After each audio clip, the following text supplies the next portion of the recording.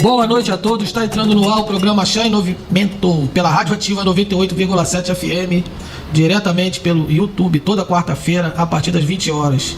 E com um pouquinho de sorte vai até as 10, 10 e meia, que aqui quando o papo rende fica difícil terminar esse programa. E hoje é dia que vai render, né? Ah, vai mesmo? Vambora. Estamos aqui com o nosso convidado. Olha o nome do cara. Já se prepara aí, Thiago Pingo de Fogo, meu irmão. Boa noite, meu irmão. Boa noite a todos. Primeiramente, quero agradecer o convite, né? Boa noite a todos que estão nos ouvindo agora nesse momento. Me sinto realmente lisonjeado, né, por estar aqui com vocês hoje. Vamos deixar o barco rolar pra gente ver o que vai. É isso aí. E hoje o papo vai render. Inclusive, depois eu vou pedir aí para o senhor se apresentar pra gente e também contar pra gente como é que foi aí, como é que tá sendo, na verdade, a experiência de fazer um programa aqui na rádio também. O pessoal aí que está nos assistindo, fiquem ligados aí no programa, que é às terças-feiras, né? Isso, terça-feira, das 17 às 19 horas, 2 horinhas de programa. Bom, vamos lá, vou começar me apresentando. Para quem não me conhece, sou Thiago de Pinga Fogo, né? Tô com o programa aqui nas terça-feira, todas as terças não, a primeira terça-feira de todos os meses e a penúltima terça-feira. Eu e o meu amigo Lemor, e começa às 17, termina às 20 horas.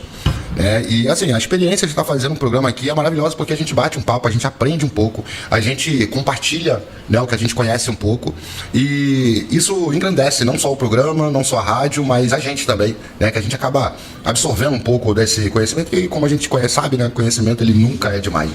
Então, para mim está sendo uma honra estar aqui, acredito que vou ficar aqui por um bom tempo, né? E a confesso com você que eu nem planejava, não tinha essa... Eu já quero elogiar o programa, porque eu assisti a estreia, né? Foi bem bacana. A primeira vez, eu sei porque a gente passou por isso aqui, a gente também ficou meio nervoso, meio tímido, né? Sim, a gente não tinha a experiência de estar falando com o público, a questão do microfone e tal, mas depois a gente relaxa, o negócio foi, né? Assim, a gente acaba não tendo essa... Tudo bem que eu faço conteúdo pra internet, e até inclusive o Lemor falou isso, cara, a gente vai tirar de letra, porque a gente tá acostumado a estar produzindo conteúdo ali o tempo todo e tal, só que aqui é um pouco diferente, né? Você tá no ao vivo, você tá com outras pessoas... Não tem como, né? não tem corte, não tem como editar, ao vivo é ao vivo. É isso aí. E aí, a gente, realmente o nervosismo ali, cara, ficou... O primeiro momento foi... Mas depois foi se soltando. A gente tem uns quadros bem legais que ajudam a soltar, né? A Boca de Exu, que é um dos quadros que a gente mais gosta. Esse quadro, ele não é criado por mim, pelo Lemor. Ele foi criado justamente para dar essa descompressão energética, a coisa ficar mais leve, risadas e humor, um pouco de humor. E aí as coisas estão indo, né? Thiago, o programa é Pode Axé, correto? Sim, pode achar. Deixa os seus convidados já eram conhecidos seus, assim, próximo ou não, dos primeiros? Então, o primeiro foi o Rômulo de Exu, é meu irmão de santo. Sim. Tá? Foi meu irmão de santo. Foi meu irmão de santo por um longo tempo na minha caminhada espiritual. E a segunda convidada, não tínhamos contato com ela, quem indicou foi o Rômulo. E esse agora é o meu futuro irmão de santo. Então ele acaba tendo uma ligaçãozinha, né? Sim, porque eu tô entrando pro IFA agora e ele é do mesmo Babalaô, entendeu? E aí a gente acaba tendo mais, a gente tá sempre de olho nos perfis, né? Nas redes sociais, para ver a galera que se destaca, que tem disponibilidade. É porque ainda não apareceu a oportunidade, mas já a gente vai entrar em contato com a galera aí. Sim, deixa eu fazer uma pergunta, você que faz conteúdo pra internet. Por mais que as pessoas queiram negar ou tentar fazer... internet é um mundo à parte do candomblé, né? Porque as amizades que nós temos, vamos chamar de rua aqui, parece que tem uma cabeça, pensa de uma forma sobre o candomblé. Na internet a gente encontra uma coisa inimaginável, né? Que passa na cabeça das pessoas. E você enxergou isso nas suas postagens há muito tempo já? Tipo assim, não imaginava que alguém, sobre um tema que você colocou, e jamais imaginaria que alguém pensaria de algo totalmente diferente, abordando aquele mesmo tema. Assim. Sim. A internet, hoje o mundo da internet que a gente vive, eu não vou falar só aqui no Brasil, eu acredito que em todos os países, todas as áreas são assim. Existe muito jovem, existe muito problema, muita confusão. Então assim, Thiago, eu procuro direcionar o meu conteúdo para conhecimento, né? Obviamente que algumas pessoas chegam e falam assim, rapaz, mas o seu conhecimento não é superior ao conhecimento do outro. Mas eu não quero ser superior ao conhecimento do outro, eu quero somar. A gente tem que pensar na espiritualidade como um copo. Cada gole depositado ali vai ser positivo para todo mundo. Então, assim, quem quiser assistir, tudo bem. Quem não quiser, não concorda, maravilhoso.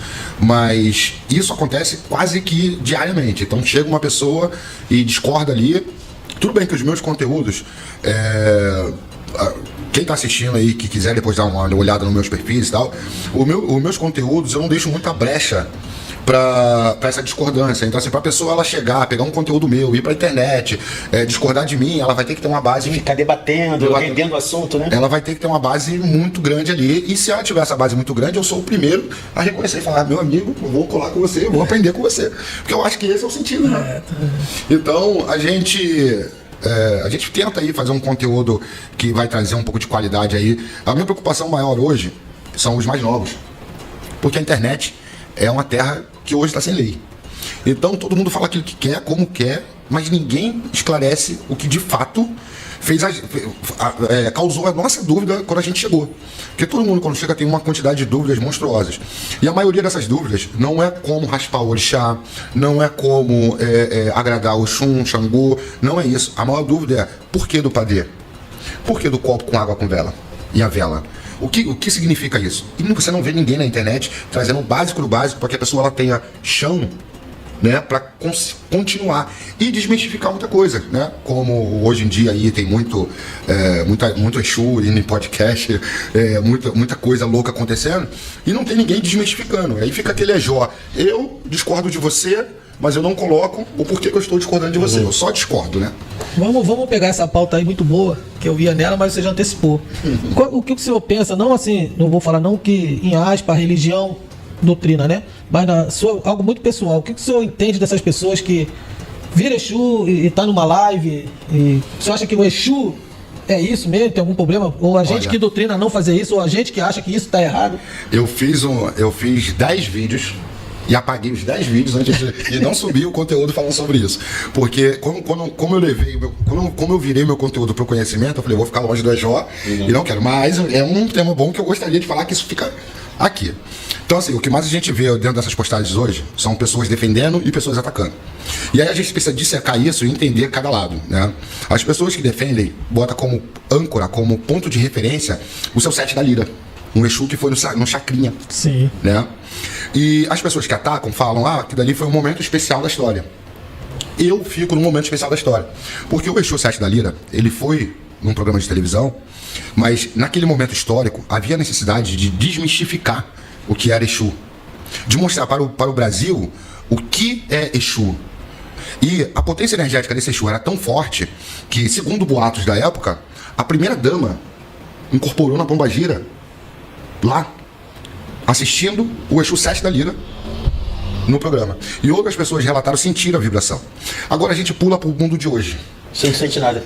Qual é? Tem nem como comparar um Exu daquela época com os da atualidade. Exatamente. Qual é a lógica de um Exu hoje, com a quantidade de livros, com a quantidade de conhecimento, e para um programa de podcast para nada? Para dar entrevista. Não faz sentido, entende? Então, assim, eu prefiro ficar na lógica do seu 7 da lira, que tinha um propósito. Eu acredito que se hoje houver um propósito e um Exu chegar num podcast com propósito, trazendo algo palpável, alguma coisa realmente que vá acrescentar dentro da nossa espiritualidade, eu vou bater palma e falar: meu amigo, é isso aí e tudo bem.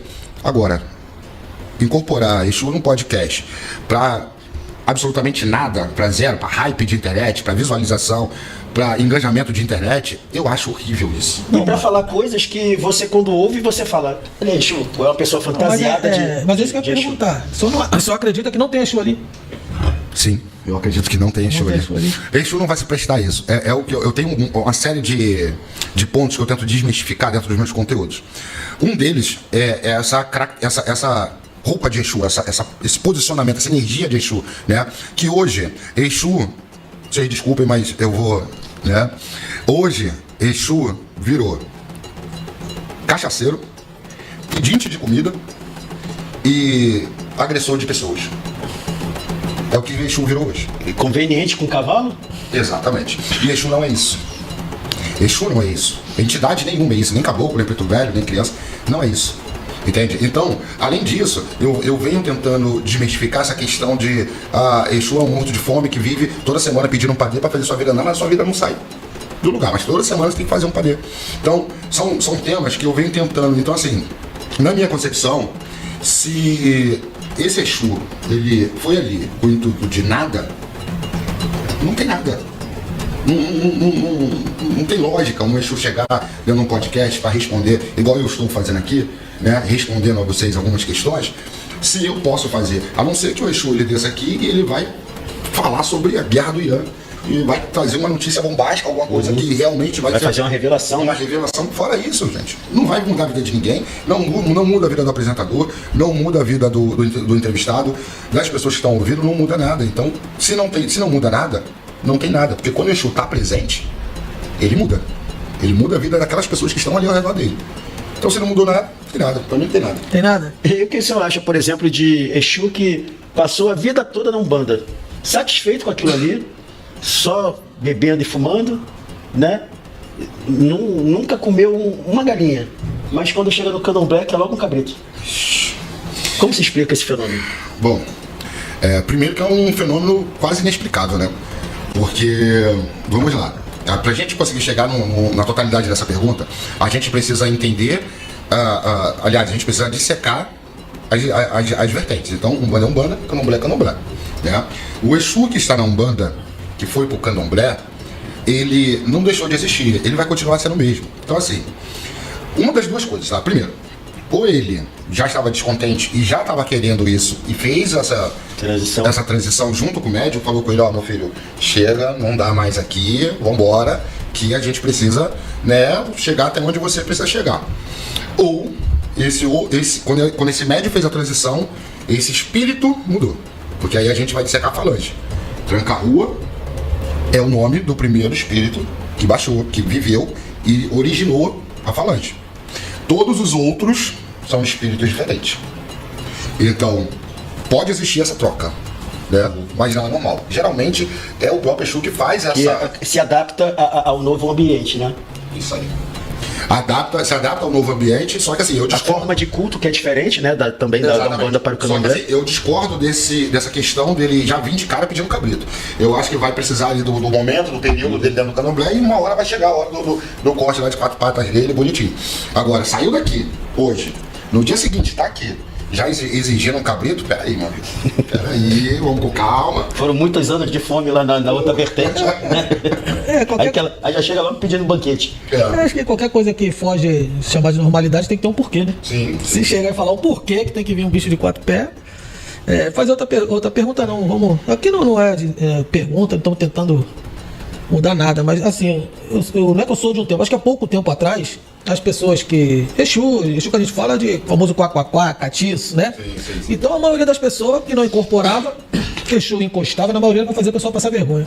Até mesmo para buscar uma casa, se cuidar, que tinha que ajudar aquela pessoa, mudar a vida daquela pessoa e tal, tinha um problema na família ou pessoal. Então eu ainda vivi isso. Eu vivi quando, se você pegasse uma pessoa, eu nunca virei com nada, mas se alguém pegasse uma capa, uma roupa de pombagira, a mulher pegasse, encostava. A pombagira hoje em dia é uma roupa, não é mais nada consagrado ou sagrado, acabou isso. E enfim, então, a pessoa nova na Umbanda, você reparava até mesmo em casa de Candomblé, quando começava a incorporar, aquele Exu, pombagira, ficava ali quietinho, a maioria nem fumava, desenvolvimento, nem bebia, né? Até poder chegar mesmo 100%. Sim, 100% né? E tal, aí depois de um tempo que vinha dançar, vinha cantar, não sei se pode se chamar de evolução isso, mas hoje, né, eu vi muita mulher passar vergonha quero frisar isso, eu vi muita mulher passar vergonha com pombagira virando bem, virando bem pagode, no tempo que eu vi no pagode era pra passar vergonha, hoje é pra dar show. E é sobre isso. Será que evoluiu a espiritualidade que hoje as meninas, os meninos viram e Exu bonito? Às vezes era a luta ali do sacerdote com aquele Exu não viesse todo torto, não viesse... Né? Agora não, já chega chegando. Vem Maria Mulambo, veio a Maria Mulambo lá de Portugal, hein? Assim,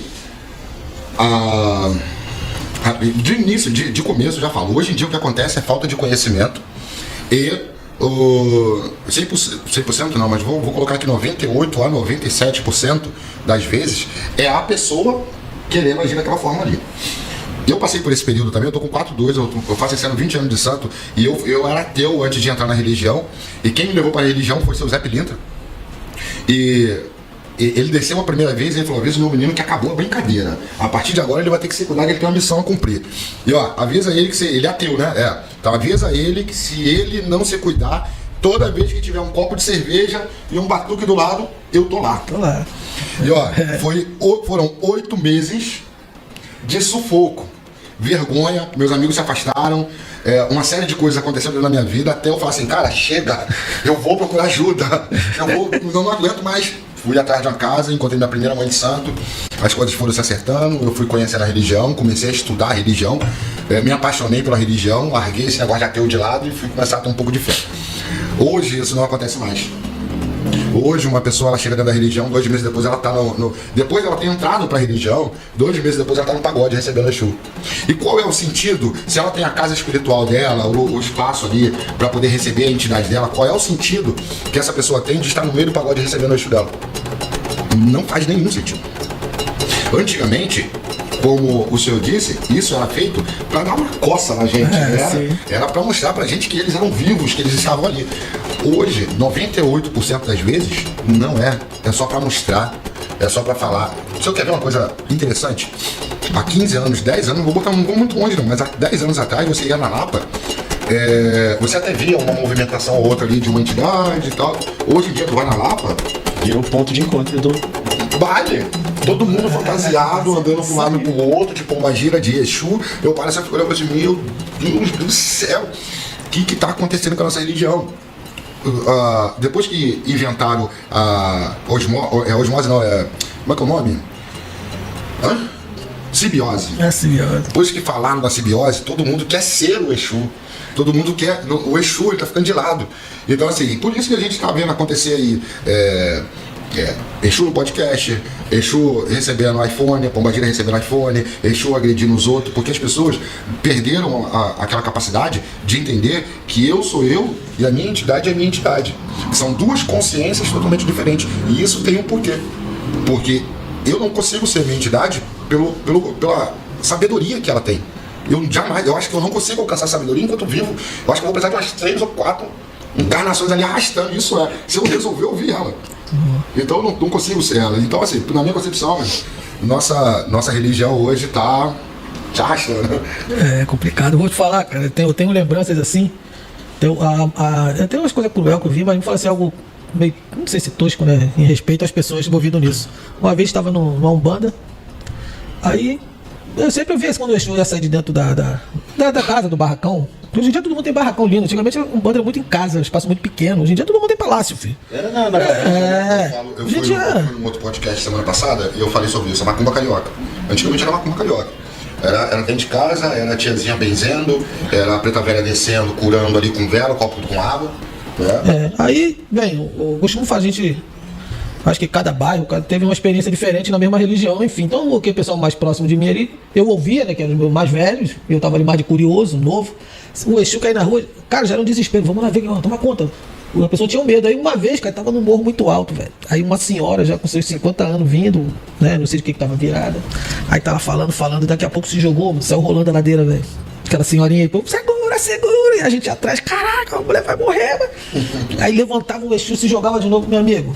Se é presepada, tem maluco pra tudo na vida, né? E isso tem há anos. Aí eu fiquei, caraca, pegar Exu pra isso aí, mano?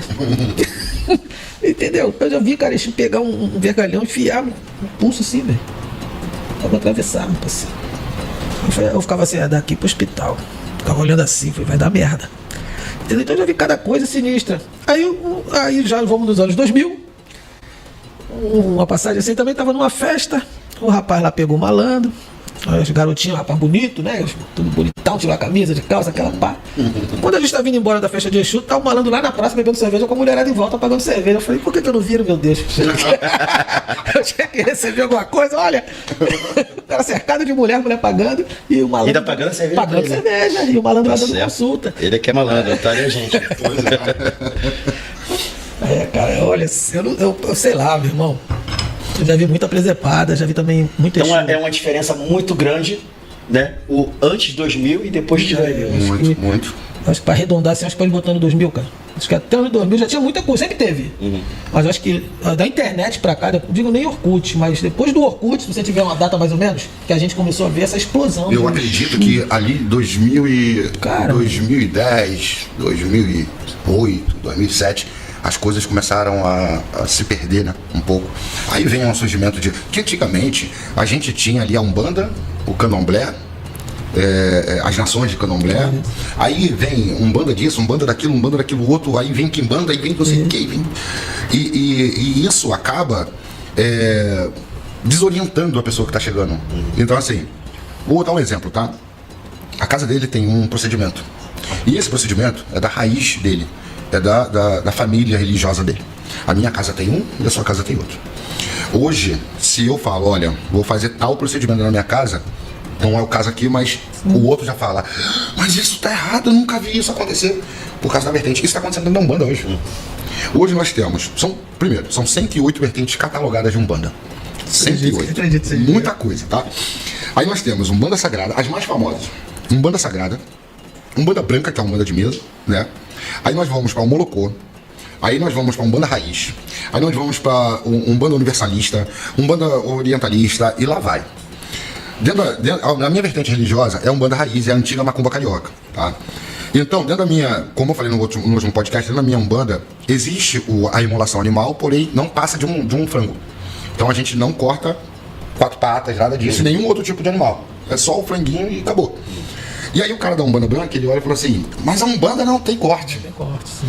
Aí tu fala assim, rapaz, mas peraí, qual Umbanda? A Umbanda de Ruba de Saraceni? Essa realmente não tem corte. Então, depois desse período aí de 2007, 2005, 2010 mais ou menos, a coisa de lá pra cá, e lá vai, agora tem o culto livre, né, agora também surgindo aí. Mas aí surgiu uma outra vertente, que é o Umbandomblé. Umbandomblé. Né?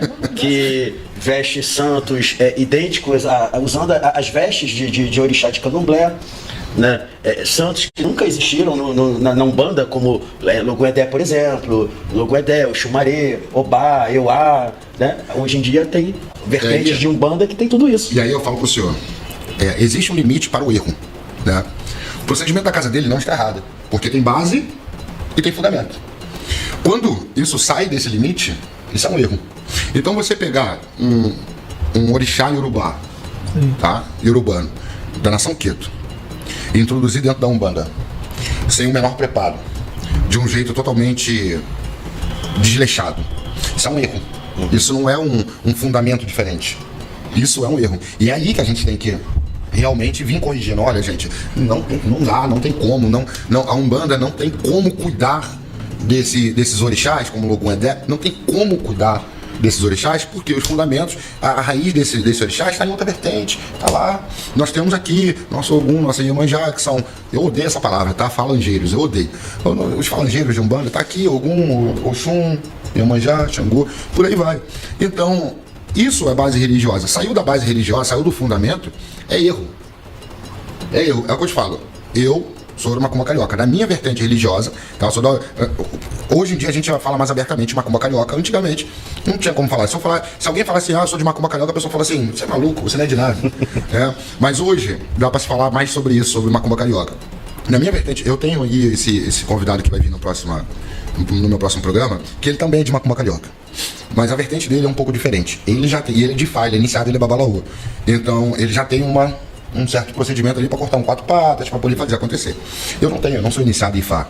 Eu não sou de Candomblé. Sou de macumba carioca, eu sou de Umbanda. Então, se eu fizer isso, eu saio do meu fundamento, da minha raiz, da minha base religiosa, entende? E aí é que complica as coisas. Mas me tira uma não sei se dúvida. Se eu tenho como eu aplicar algo de Fá dentro da Umbanda? Existe isso? Isso é um culto totalmente urbano, Umbanda de alguma forma brasileira? Então, como é que eu vou aplicar um 4 pé? Porque eu sou babalaú dentro de um terreiro de Umbanda. Então, vamos lá. Quando a simulação é feita, ela não é feita nas bases da Umbanda. E aí são procedimentos de Fá, né? Que essa pessoa ela vai seguir os procedimentos de Fá, porque a Umbanda não tem procedimento para isso. Ela vai seguir os procedimentos de Fá. Eu estou entrando agora dentro do Ifá, né? Eu estou começando agora que eu aprendi as primeiras palavrinhas em Yorubá, eu estou bem recente. Mas o meu babá tá aquela babá e difícil de falar. Uma hora eu aprendo. Meu babá tá aí na live assistindo a gente, né? O que acontece? O que eu aprendo com ele é que Ifá é uma filosofia aplicável em qualquer área ou adaptável a qualquer religião. O que eu, Thiago, não pretendo fazer é fazer essa mistura. Então, assim, eu vou me iniciar em Ifá, vou continuar tocando minha Umbanda, mas quando tiver procedimentos relacionados a Ifá, eu vou destacar minha religião de Umbanda e vou fazer o procedimento conforme Ifá. Então, esse irmão que vai vir aqui, ele provavelmente deve fazer a mesma coisa, entende? Então, essa simulação animal não é pela Umbanda. É por Ifá. É em procedimentos de Ifá. É jogado com o peleiro. Mas assim, eu tô falando o seguinte, se eu tenho um terreiro de Umbanda, não se compara a parte litúrgica de Umbanda com o Ifá mesmo. Mas é o fato de não ter ninguém dentro da Umbanda preparada para essa função. Não tem igual do Candomblé porque se eu pegar... Não se trata disso. Não se trata disso. Se trata do seguinte, são coisas totalmente diferentes. A Umbanda ela tem lá sua limitação dentro do que ela é, do que ela se propõe a fazer. Beleza. Quando eu vou fazer um corte, eu vou por Ifá. Beleza, mas se eu tenho um terreiro de... Tô pensando, ver se você me entende. Sim. Tô no meu terreiro de Umbanda. Meu filho ali tá com dor de dente. Eu vou aplicar Ifá nele? Você tá me entendendo? Sim. E minhas coisas de Umbanda? Não serve mais? Então, mas aí a gente acaba caindo na seguinte situação. O senhor já deve ter ouvido falar. Estamos falando de duas religiões totalmente diferentes, né? Umbanda e Ifá. Se a gente jogar Umbanda e Candomblé, e a gente vê que hoje em dia se usa muito o termo, dentro do Candomblé, vou tocar minha Umbanda, não poderia também. Não, mas não, você tá fazendo errado. Porque hoje é o que mais acontece. Estou dentro do Candomblé, vou tocar aqui pra Caboclo, pra Pretinho Velho, porque eu toco a minha Umbanda. E é um termo muito utilizado hoje dentro do Candomblé, dentro do Tiqueto, enfim, Geis, lá vai. Muito utilizado, né? Então também não poderia. Eu sou adepto do seguinte, separando alho de bugalhos, ótimo. Se eu tenho espaço suficiente dentro do meu barracão, se eu tenho meu salão de Umbanda lá, e na frente sou raspado e tenho mão pra isso, e toco meu Candomblé na frente... E se tratando de espiritualidade, muita coisa acaba se fundindo, né? Mas eu queria aproveitar para fazer uma pergunta, porque teve um momento em que o senhor falou que não gosta do termo falangeiro. Na sua concepção, os ditos orixás que incorporam na Umbanda são orixás de origem africana? Não.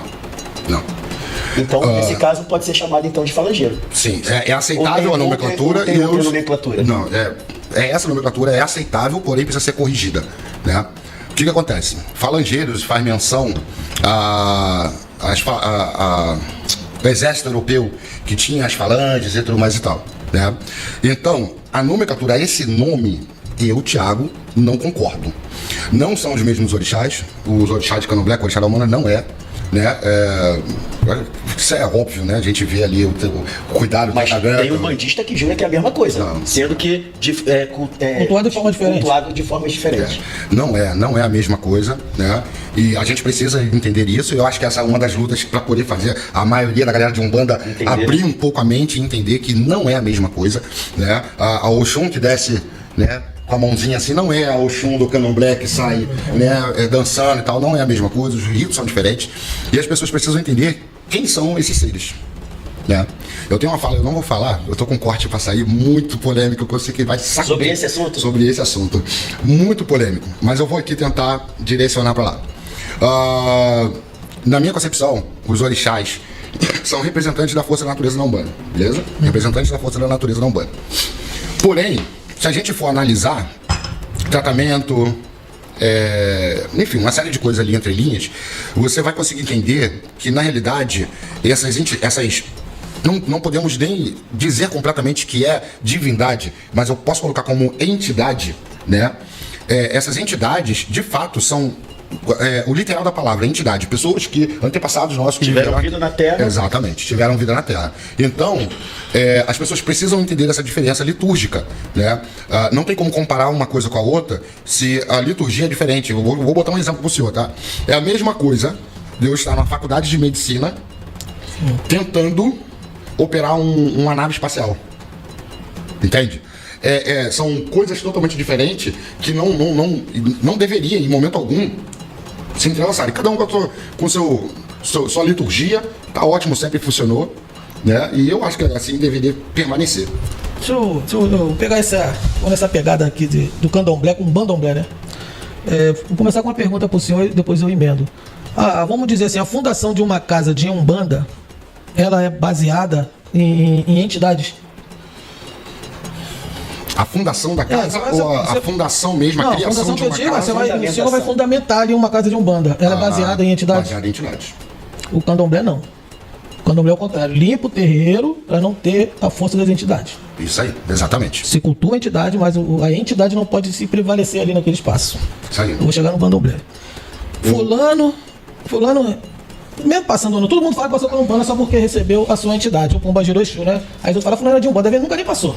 Ou visitou, vira em casa, foi pro candomblé. Aí vem com essa história de fazer Umbanda no candomblé. Eu concordo com o senhor.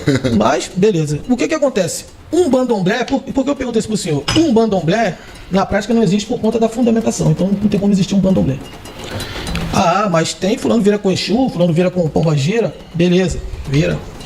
É onde está na liturgia. No candomblé nada se tira. Se tem alguém tirando alguma coisa de alguém por aí, depois a pessoa que perdeu, que vai pagar o preço por ter dado essa ousadia a quem acha que pode tirar alguma força, né, querendo ou não, divina, de alguém. Porque é Queto, porque é Jeje ou porque é Angola. Beleza, então a pessoa fala assim, eu acho que quando você está lutando por umas coisas, existe outra. Vou fazer minha Umbanda no candomblé. Se está fazendo Umbanda no candomblé, está errado. Por conta disso. Festa de Pombagira de Exu no candomblé ligado a Pombagira e Exu. Como o senhor falou, mas fulano faz a festa de caboclo, faz a festa de Exu, seja de qual for, faz. Mas é diferente da Umbanda. Às vezes é diferente da Umbanda. A pessoa fala, né? Eu vou fazer o erro Umbanda, daí. Primeiro que festa de Exu não é Umbanda. Festa de Exu é festa de Exu. Que nem canta três cantinhas para algum e emenda ali com Santo Antônio, Pereira e Parará. Isso não é Umbanda. Então, acho que muitos querem usar essa palavra assim, Umbanda, só mistura tudo. Para quem está chegando, entende o quê? Que no candomblé existe um bandomblé. Mas só que quando eu falei, foi o contrário. Não foi fazer Umbanda no candomblé, e sim fazer candomblé na Umbanda. Que se cultuar essas divindades que não pertencem à Umbanda, usar nomenclaturas que são Yorubá, vestimentas que são do candomblé, que são coisas que... Sim. Umbanda é caboclo, preto velho. Só finalizar aí, como o senhor falou, mas corta para Exu, como aquela história pode ser um bicho de quatro pés, porque já está na liturgia do candomblé, aquelas entidades ali. Entendeu? Aí você pode falar para mim, mas eu conheço um monte de gente que toca Umbanda, meu irmão. Eu não sei como é que faz. Eu não sei como é que coloca... Vamos lá. Aí pra gente poder entender isso aí, a gente vai ter que voltar lá atrás na história, né? Da Umbanda. Quando a gente fala de candomblé, a gente também precisa dividir as nações, Queto, Jeje e Angola. Então, a Umbanda, a gente elimina aquela parte de 1908 de Zélio ali, joga um pouquinho de canto, e a gente volta um pouco lá atrás, né? Então, segundo os estudos, né, os estudiosos de internet, de plantão, enfim, e até livros escritos aí também sobre isso, a Umbanda, na realidade, ela acaba vindo do povo de Angola lá, né? Aí vem uma série de coisas ali, porque se eu for desmiuçar aqui, vai ser muito tempo, né? E vem de lá pra cá, beleza? O candomblé Queto, ele vem de outra região de África, certo? Essas duas vertentes, Umbanda e candomblé Queto, não vão se misturar, não tem como. Os dados históricos, mas a Umbanda saiu de dentro de candomblé. Que Umbanda que saiu de dentro de candomblé? Não existe Umbanda que saiu de dentro de candomblé. Porque quando você fala Umbanda saiu de dentro de candomblé, a maioria das pessoas arremete à região Nigéria, ali e tudo mais e tal. Então, não existe isso. Então, o que acontece com a macumba carioca? É mais essa parte angolana. Sim. Angola. Né? Então, você vai ver dentro das casas de macumba carioca essa...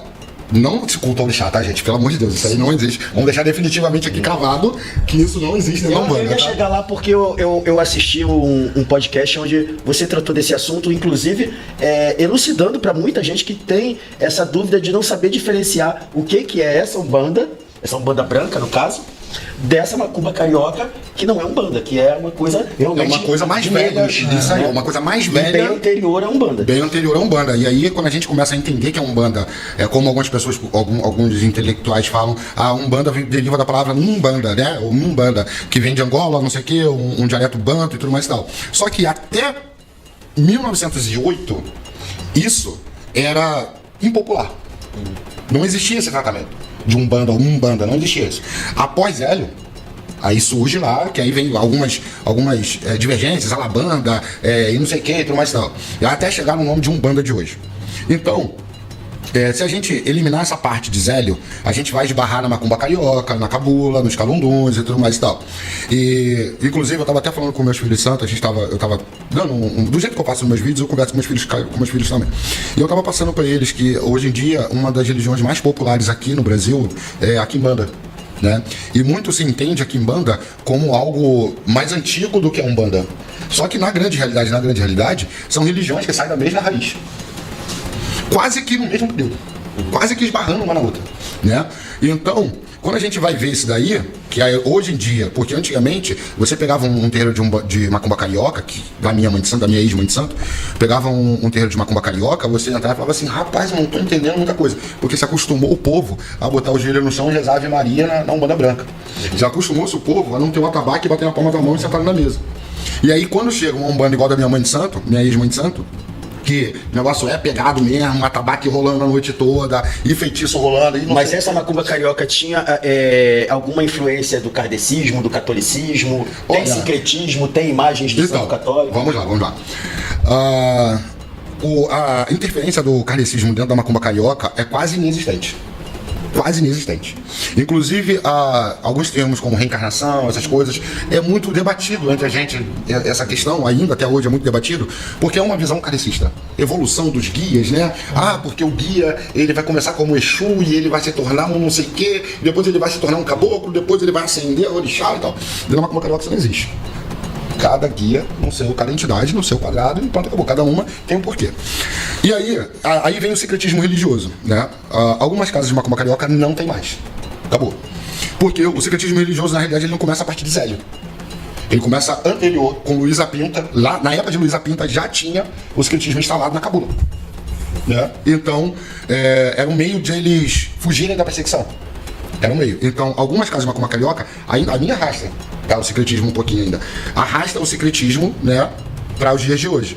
Mas a maioria, uma boa parte dos terreiros de macumba carioca, eu conheço uns 4, 5, que não tem mais imagem nenhuma. Não tem imagem nenhuma. Nem zero imagem. E quando a gente vai falar de secretismo, as pessoas pensam só na imagem. Só que secretismo não é só imagem.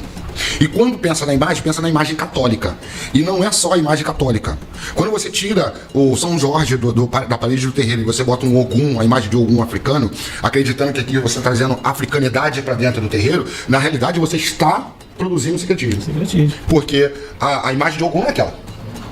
Ogum, onde a gente sabe, é cultuado no Ibá, no assentamento. Então não é na imagem. Então você deixou de fazer um secretismo católico para fazer um secretismo africano. Acabou. Então, uma série de macumbas cariocas tiraram. Não tem gongá, não tem mais nada. Acabou. Não tem. A minha casa ainda prevalece porque é a minha raiz. Eu aprendi assim e eu acabo reproduzindo. Mas as novas gerações que estão saindo da minha casa, eu já vou. Meu filho, isso aqui é por causa disso. Se você quiser levar isso para dentro da sua casa, beleza, vamos embora lá, vou te ajudar. Se você não quiser, não existe obrigatoriedade mais. Não tem mais o porquê. Né? Então, as pessoas precisam entender essa questão do secretismo religioso, porque, agora tem secretismo religioso. Aí quando você vai ver, mas como assim, qual secretismo? A imagem. Mas secretismo não é só imagem. Secretismo também é hábito. Sim. Né?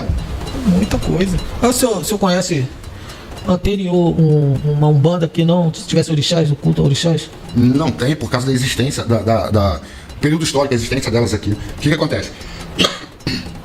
Por que essas entidades de umbanda são chamadas de orixás? Algumas pessoas chamam de orixás, a gente chama de orixás. A popularização do povo iorubá é o povo mais recente que chega no Brasil.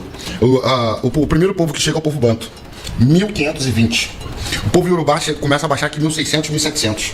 Então, a popularização do nome Iorubá... A cultura deles foi muito forte. Muito forte. E aí, realmente, as nomenclaturas iorubanas, elas se popularizaram. E acabou realmente pegando, porque eu já ouvi, né? Não li, ouvi, de que lá atrás, quando ainda não levava o nome de umbanda, como o senhor mesmo se referiu, esse culto que o pessoal reunia era preto velho, caboclo e qualquer outra entidade, vamos dizer assim. Não tinha orixá. Esses terreiros, não sei que nome se usava para se reunir, entendeu? Não tinha orixá. Não tinha essa coisa, né? Isso aí veio com o tempo, muitos dizem por vaidade, né? Introdução... Foi a introdução, o que acontece? O povo iorubá chega com uma força muito grande. Então, as pessoas que já viviam aqui, é porque a gente precisa fazer essa linha do tempo. Você imagina um rapaz de 20 anos chegou aqui, trazido da África, em 1620, esse rapaz ele não existe mais. Existem os filhos deles que nasceram aqui. Em 1620, essas pessoas que nasceram no decorrer dessa linha perceberam a chegada dos Yorubás. E o Yorubás vem trazendo o orixá, vem trazendo essa força, né? Essas pessoas acabam trazendo para dentro de si, olha que legal, olha que bacana, olha que tem lá seus porquês, não é só isso, é muito superficial falar que foi só isso, mas eu tô botando um exemplo, olha que bacana, olha que legal. Vou trazer isso, nós também cultuamos orixás, porque também nós somos macumba, porque na realidade, naquela época, Queto, Jeje, 1620, Queto chega através dos navios negreiros aqui. Então, antes disso, óbvio, o 1520, quando o negro chega aqui, ele sabe a existência de Queto, mas o que nasceu aqui não sabe. O negro que nasceu aqui, então se perde. No momento histórico se perde. Vale lembrar que um escravo, qual era o período de vida de um escravo?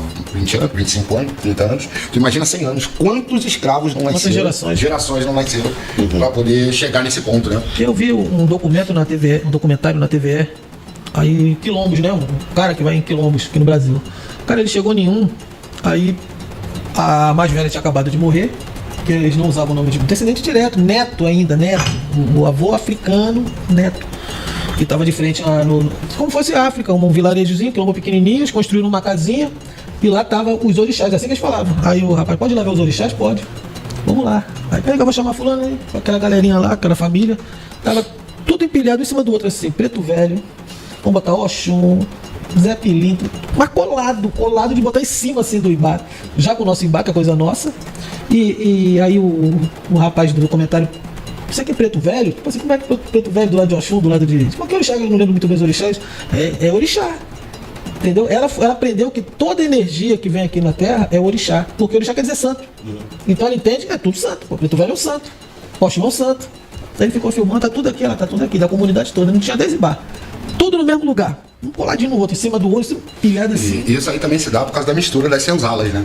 Então, naquela época, você tinha uma senzala ali com 20, 30 escravos.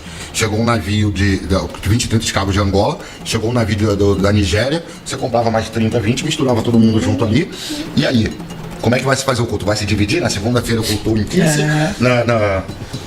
na terça-feira o culto não dá. Então começa a fazer essa direção. É a mesma coisa do problema do preto velho cristão, né? Que é outra polêmica monstruosa, né?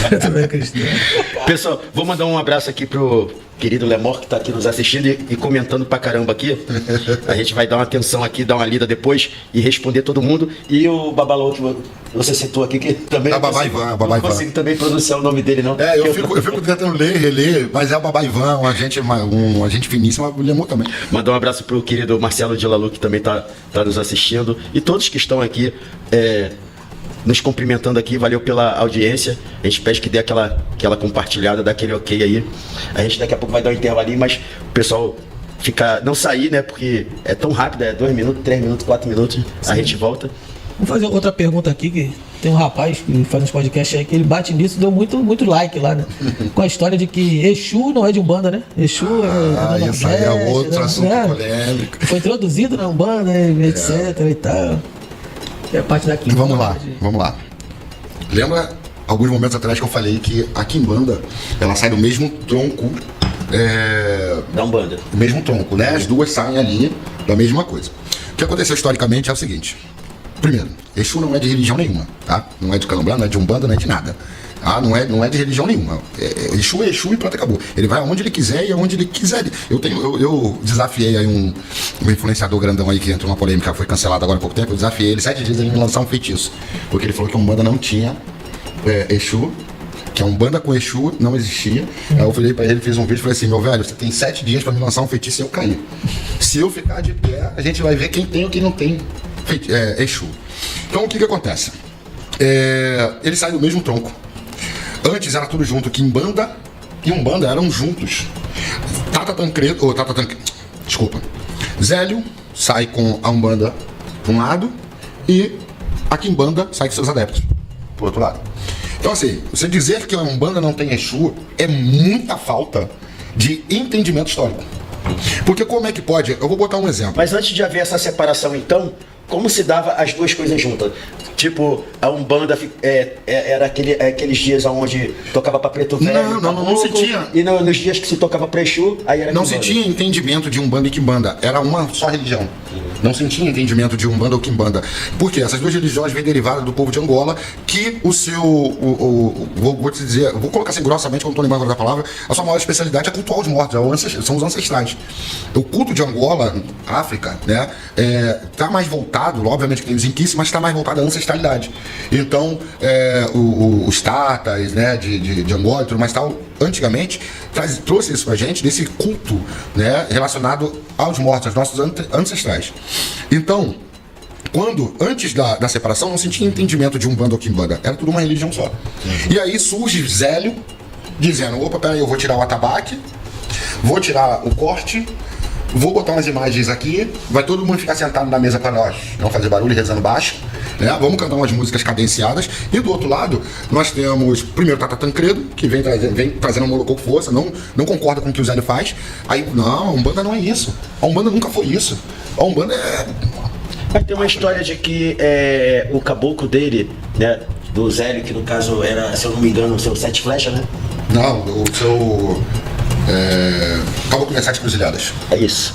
Diz que essa é uma das versões, né, que eu conheço, que baixou num centro kardecista. Exatamente, essa é a versão. E aí é que foi feito o pedido para que ele fizesse essa Umbanda onde pudesse juntar tudo num terreiro. Sim, é onde eu falo, eu não condeno o Zélio, apesar de tudo que foi tentado apagar, e algumas pessoas não conseguem compreender isso, isso foi extremamente necessário na época, por causa da perseguição. Foi como eu estava explicando.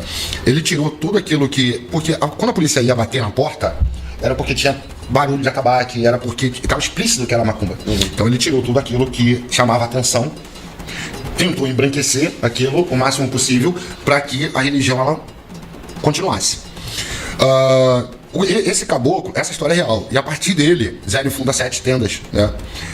Todas com nome cristão. Todas não, 6 com nome cristão. A última é Tenda Espírita Oxalá, que ele coloca. E aí retorna o atabaque para dentro da tenda. A única tenda dele, a última, retorna o atabaque para dentro da tenda. Um sinal claro de que, não posso afirmar 100%, porque eu não vivi a época, mas um sinal claro de que foi muito mais por estratégia, porque a última tenda, ela é criada, se não me engano, em 1930, 27, 28, alguma coisa assim. Ou seja, olha a diferença de 1908 para 1930 ali, mais ou menos. É gritante, o momento já era outro, já tinha se passado muito tempo. Então, você torna o atabaque para dentro. Então, tudo ali, para mim, dentro da minha concepção, a gente já não é estudo nem nada, na minha concepção foi tudo estratégico. Tá? Esse caboclo dele, para mim, é estranho demais, então também não gosto muito de comentar. Para mim, aquilo dali foi uma estratégia para poder a macumba carioca tentar sobreviver ali de alguma forma. E aí, o que foi que aconteceu? As macumba cariocas se reprimiram, entraram para dentro desse movimento, se auto-intitulando Umbanda, né? Para poder resistir e passar o período. Hoje, nós não temos mais isso. E muitas dessas casas não conseguem mais ficar caladas. Então, as coisas, hoje em dia, começam a voltar ao natural, entende? Então, eu não discordo de como o velho Zélio fez isso, né? Mas eu acredito que foi necessário o período. Sim, eu também acredito que foi a melhor maneira que ele encontrou de seguir em frente. E como você falou, com o passar do tempo a repressão devia ser bem menor, né? Você conseguiria tocar, já tinha embranquecido, já tinha envolvido pessoas aqui nessa... De alto escalão. De alto escalão que poderia, peraí, bate lá não, porque o candomblé passou por isso também, porque a Umbanda não passaria. Mas então, no seu caso, o senhor não se intitula umbandista? Até uns 4, 5 anos atrás, eu ainda falava macumba raiz. Eu usava a nomenclatura macumba raiz. Hoje, timidamente, conversando com... As pessoas sempre perguntavam, né? O que é isso? O que é isso? Que Umbanda não é Umbanda igual de Zélio. A gente explicava assim, não é Umbanda igual de Zélio. Porque Umbanda e Zélio virou referência. Então, quando você fala Umbanda, você vai ligar ela a Zélio, né? E aí, conversando hoje em dia, já mais atualmente com o meu babá, e ele falou comigo, cara, esquece esse negócio, assume a vertente religiosa, e aí chegou, esse é o momento, vocês não precisam mais se esconder. E aí tem o meu futuro irmão de santo lá, tem algumas outras pessoas que eu conheço fora desse círculo também, assumindo. Cara, é como o senhor tá falando. Eu acho que um problema, quem trouxe isso tudo foi a internet. Essa história de Umbanda de Zé, Umbanda de Tata Tranquilo, quem ressuscitou esse povo todo foi a internet. Poucos, não é que ninguém sabia.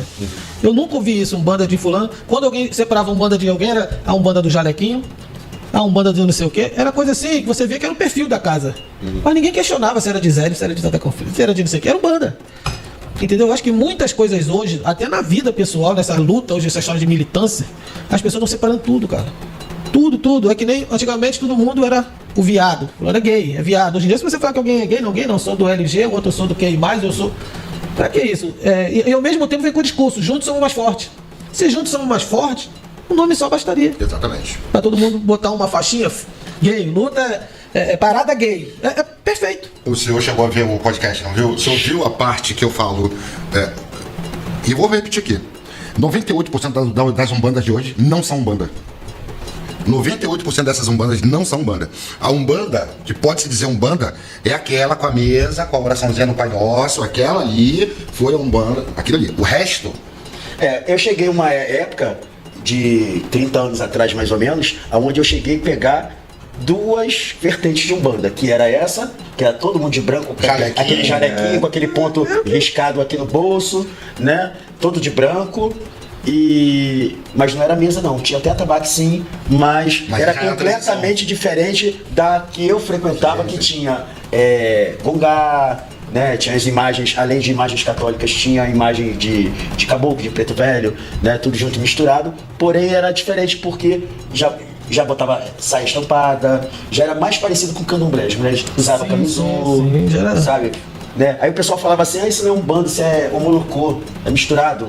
E aí, hoje, se tem entendimento do que é o homolocô. O homolocô é um culto próprio, com fundamentos próprios, e eles não abrem mão desse fundamento. Se você hoje for estudar o homolocô, ou for trazer alguém da homolocô, os senhores vão ver que eles estão muito aproximados. O que antigamente chamavam de umbandomblé, hoje se descobre que é o homolocô. E o que hoje...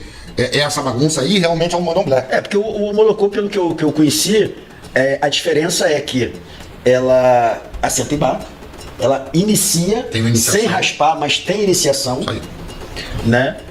Então é bem diferente da Umbanda. Cara, é sobre isso. Eu mandei Umbanda, meu filho. Não eu sendo filho de santo. Vamos ali, vamos acolá, fulano. E como o senhor falou, Umbanda mesmo eu vi poucas. Eu vi festa de Exu. Muita festa de Exu, muito toque, chegava lá, toque pra Exu. Até cantava uma cantiguinha pra Oxalá, uma coisinha assim, mas super voltado a Exu. E muitas dessas casas hoje estão se autonominando que manda. Entendeu? Mas levava o nome de um fulano, não era candomblé, era Umbanda. Definir. O candomblé não é Umbanda. Chegava lá, cada lugar que saía era uma Umbanda com sua forma totalmente diferente. E aonde as pessoas chamavam a atenção, não, lá é na barriquinha, rapaz, lá a Umbanda lá na barrica, mas ninguém desfazia da outra Umbanda. Eu acho que o problema de hoje é desfazer do outro. Exatamente. Ali. Você tá entendendo? As Umbanda que eu conheci não era nem barriquinha, era aquele atabaque muito comum de se tocar em afoxé. Engomo. É aquele maiorzão, aquele... como é que chama? Não, que toca percussão até em... Tá. Normal. Hoje em dia tem Umbanda com violino e teclado. Essa ainda não duvido, não. Essa ainda não duvido, não, né? Cara, sim, mas mas muito se questionava, né? Pessoa de Umbanda com adjá. Cheio de candomblé. Então o povo sempre tentou introduzir o seu gosto em muita coisa, né? E cada um que entrar, botar mais um item ali, a coisa vai se perdendo, vai perdendo a identidade, melhor dizendo. Né? A gente vai trazer mais polêmica depois do intervalo. Vamos dar um intervalinho pra gente tomar um café. Mas alguém vai soltar um ponto aí. Pra gente puxar o intervalo, alguém vai puxar um ponto aí. Deixa eu fechar com esse corte aqui. Dizem não, né? Zé Pilintra vem do norte, né? Nordeste, não sei se Maceió, não sei isso. Verdadeiro Zé Pilintra. Eu só conhecia de malandragem Zé Pilintra, com o nome de malandro, levando o nome de malandro mesmo, eu sou Zé Pilintra e a Maria Navalha. Eram mais comuns. Não estou dizendo que não existia outro que eu não conhecia, deixar bem claro. E como é que de um tempo pra cá tem malandro daqui, malandro do morro, malandro do asfalto? E como é que maravilhoso essa pergunta, muito entende boa. isso? Polêmica e... Como é que você entende isso? Essas energias surgiram no ano 2000 pra cá, em aspas. Vamos lá. Primeiro que os malandros são... Pode-se dizer que é a categoria mais recente desencarnada, né? Malandros cariocas. Malandros cariocas. Então, a categoria mais recente desencarnada. Se não me engano, eu tenho um recorte de jornal, e também tem no Google, do Malandro Miguel. A morte do Malandro Miguel. 1920, se não me engano. Hoje o Malandro Miguel, camisa preta, tá aí incorporando para tudo até lá. O que acontece é o seguinte. Primeiro, existe uma diferença do Zé Pilintra, juremeiro, e o Zé Pilintra carioca. As pessoas, eu já entrei muita briga aí, inclusive eu quase ganhei um processo aí, não vou falar o andamento porque tem uma reviravolta aí, refutando justamente pessoas leigas falando sobre a malandragem. Por que a gente chama de Zé Pilintra? Porque esse nome Zé Pilintra, desse mestre catimbozeiro, essa nomenclatura, ela é exportada para cá pro Rio, ela chega aqui. Não que é a mesma entidade, não que é o mesmo, assim como fizeram com o Exu, Orixá, e todos os Exus começaram a se chamar Exu, né? Então exportaram esse nome de lá para cá. O malandro carioca é totalmente diferente do mestre catimbozeiro. O que nós temos aqui é uma aglomeração de uma nova falange, vamos colocar assim, né? Um novo agrupamento de espírito, né? De espíritos mais recentes. Porém, deve-se lembrar que eu tenho muitos vídeos falando sobre isso. O seu Zé Pilintra, ele é fluido. O que é fluido? O que é uma entidade fluida? Ele consegue transitar em todas as camadas dentro da Umbanda. Você vai ver Zé Pilintra numa gira de preto velho. Você vai ver Zé Pilintra junto com os Exus, sambando, se divertindo. Você vai ver Zé Pilintra perto da gira de caboclo, ou junto com a gira de caboclo, ou numa gira de caboclo. Você vai ver isso acontecer. Ele transita entre... Como é que essa entidade chega aqui? Como é que eles começam a se apresentar? Em 1970, 80, começa a descer espíritos com o nome de marinheiro e baiano. E começa a se aglomerar uma outra falange. No meio desses malandros, desses baiano e marinheiro, descia uma entidade ali que vinha meio malandreado, no meio dos malandros, no meio dos baianos, meio malandreada. Com o tempo, mais na linha dos baianos, tá? Então, com o tempo, quem é o senhor? Eu sou o seu Zé Pilintra. Eu sou o seu Zé Pilintra. E esse espírito foi saindo. Dali começou a vir Zé Malandro da Lapa, Zé Pretinho, Zé do Morro, seu Zé da Estrada, e lá vai. Falanges, aglomeração de espírito acontecendo, né? Então, a gente não pode entender Zé Pilintra como um mestre catimbozeiro, assim como é na Jurema, lá. Porque não são as mesmas entidades, não são a mesma linha de trabalho, são diferentes. E, de coração, o nosso malandro aqui dominou São Paulo, dominou Ceará, dominou... Os caras são tão bravos que, sem haver uma divulgação via internet, os caras dominaram o Brasil inteiro. E hoje em dia você tem malandro carioca na Bahia. Entende? Então, esse entendimento é importantíssimo, até porque o espírito que é do Catimbó, é a Jurema, é seu José Pilintra, com PH. José Pilintra é aqui. Então existe esse problema, entendeu? De as pessoas botar seu Zé no Catimbó. Hoje tem uma irmã de São É igual o pessoal da Angola que tem um inquice chamado Pambo Ingila e o pessoal achar que a pomba gira. Vai ser a pronúncia, isso é candomblé. Escuta aqui, tira a conclusão do são que... nomes similares, parecidos, mas não são a mesma coisa. É o que eu costumo falar. O pão francês é francês? Eu costumo falar que japonês e chinês é parecido, mas não é igual. Não é igual, isso aí. Para fechar, assim, sobre essa... Não só sobre Zé Pilintra, eu já ouvi que são várias entidades que encontrou, assim, vou usar esse nome, malandro, vamos botar, ou Zé Pilintra anteriormente, e tipo assim, quem é você? Eu falo que eu sou malandro. Tipo, tá na moda, porque você acreditando ou não, pelo menos eles são... Em aspas, bem vivo, ele sabe o que a gente está falando aqui, ele sabe que o que está na moda, você acreditando nele, ele sabe o que está na moda, ele entende tudo que está acontecendo aqui. É tipo assim, como é que você vem vindo num lugar com o nome isso aqui? É você, Joãozinho. Vai trabalhar do mesmo jeito, vai fazer o trabalho, Joãozinho, ninguém quer receber o Joãozinho, quer receber o malandro da Lapa. O malandro da Lapa. Não diminuindo, entendeu? E já ouvi que é uma energia só, né? É o Zé Pilintra aqui com o nome de malandro, não usando o nome de Zé Pilintra, para você entender. A energia de Zé Pilintra no Rio de Janeiro. E deixou assim, nós chamamos do que quiser, tem da Mangueira, tem, entendeu? Eu conheci dois, que eu acho que essa falange, esse aglomerado de espíritos, ainda tem alguma coisa a evoluir, ou tem alguma coisa, evoluir não no sentido caricista, né? Tem alguma coisa que ainda vai acontecer ali no meio, porque eu já vi Zé Mineirinho e Zé Portuga. Isso não é nome de falange. São espíritos trazendo o seu próprio nome ali, o apelido de vida, né? E colocando. Porém, todos os dois que eu vi, eles não falam abertamente. Então, se você é desconhecido da casa, dali, e você for perguntar, qual é o seu nome? Seu Zé da Lapa. Sou seu Zé da Lapa, sou seu Zé Malandro. Eu adoro. Lapa Zé. Falei, gente, o que tem a ver Lapa Zé? Virou uma moda danada. Parece Lapa Zé. Como se seu Zé trabalhasse na Lapa, tivesse atendido muita gente. E nem a saudação, não existe saudação Lapa Zé. Lapa Zé.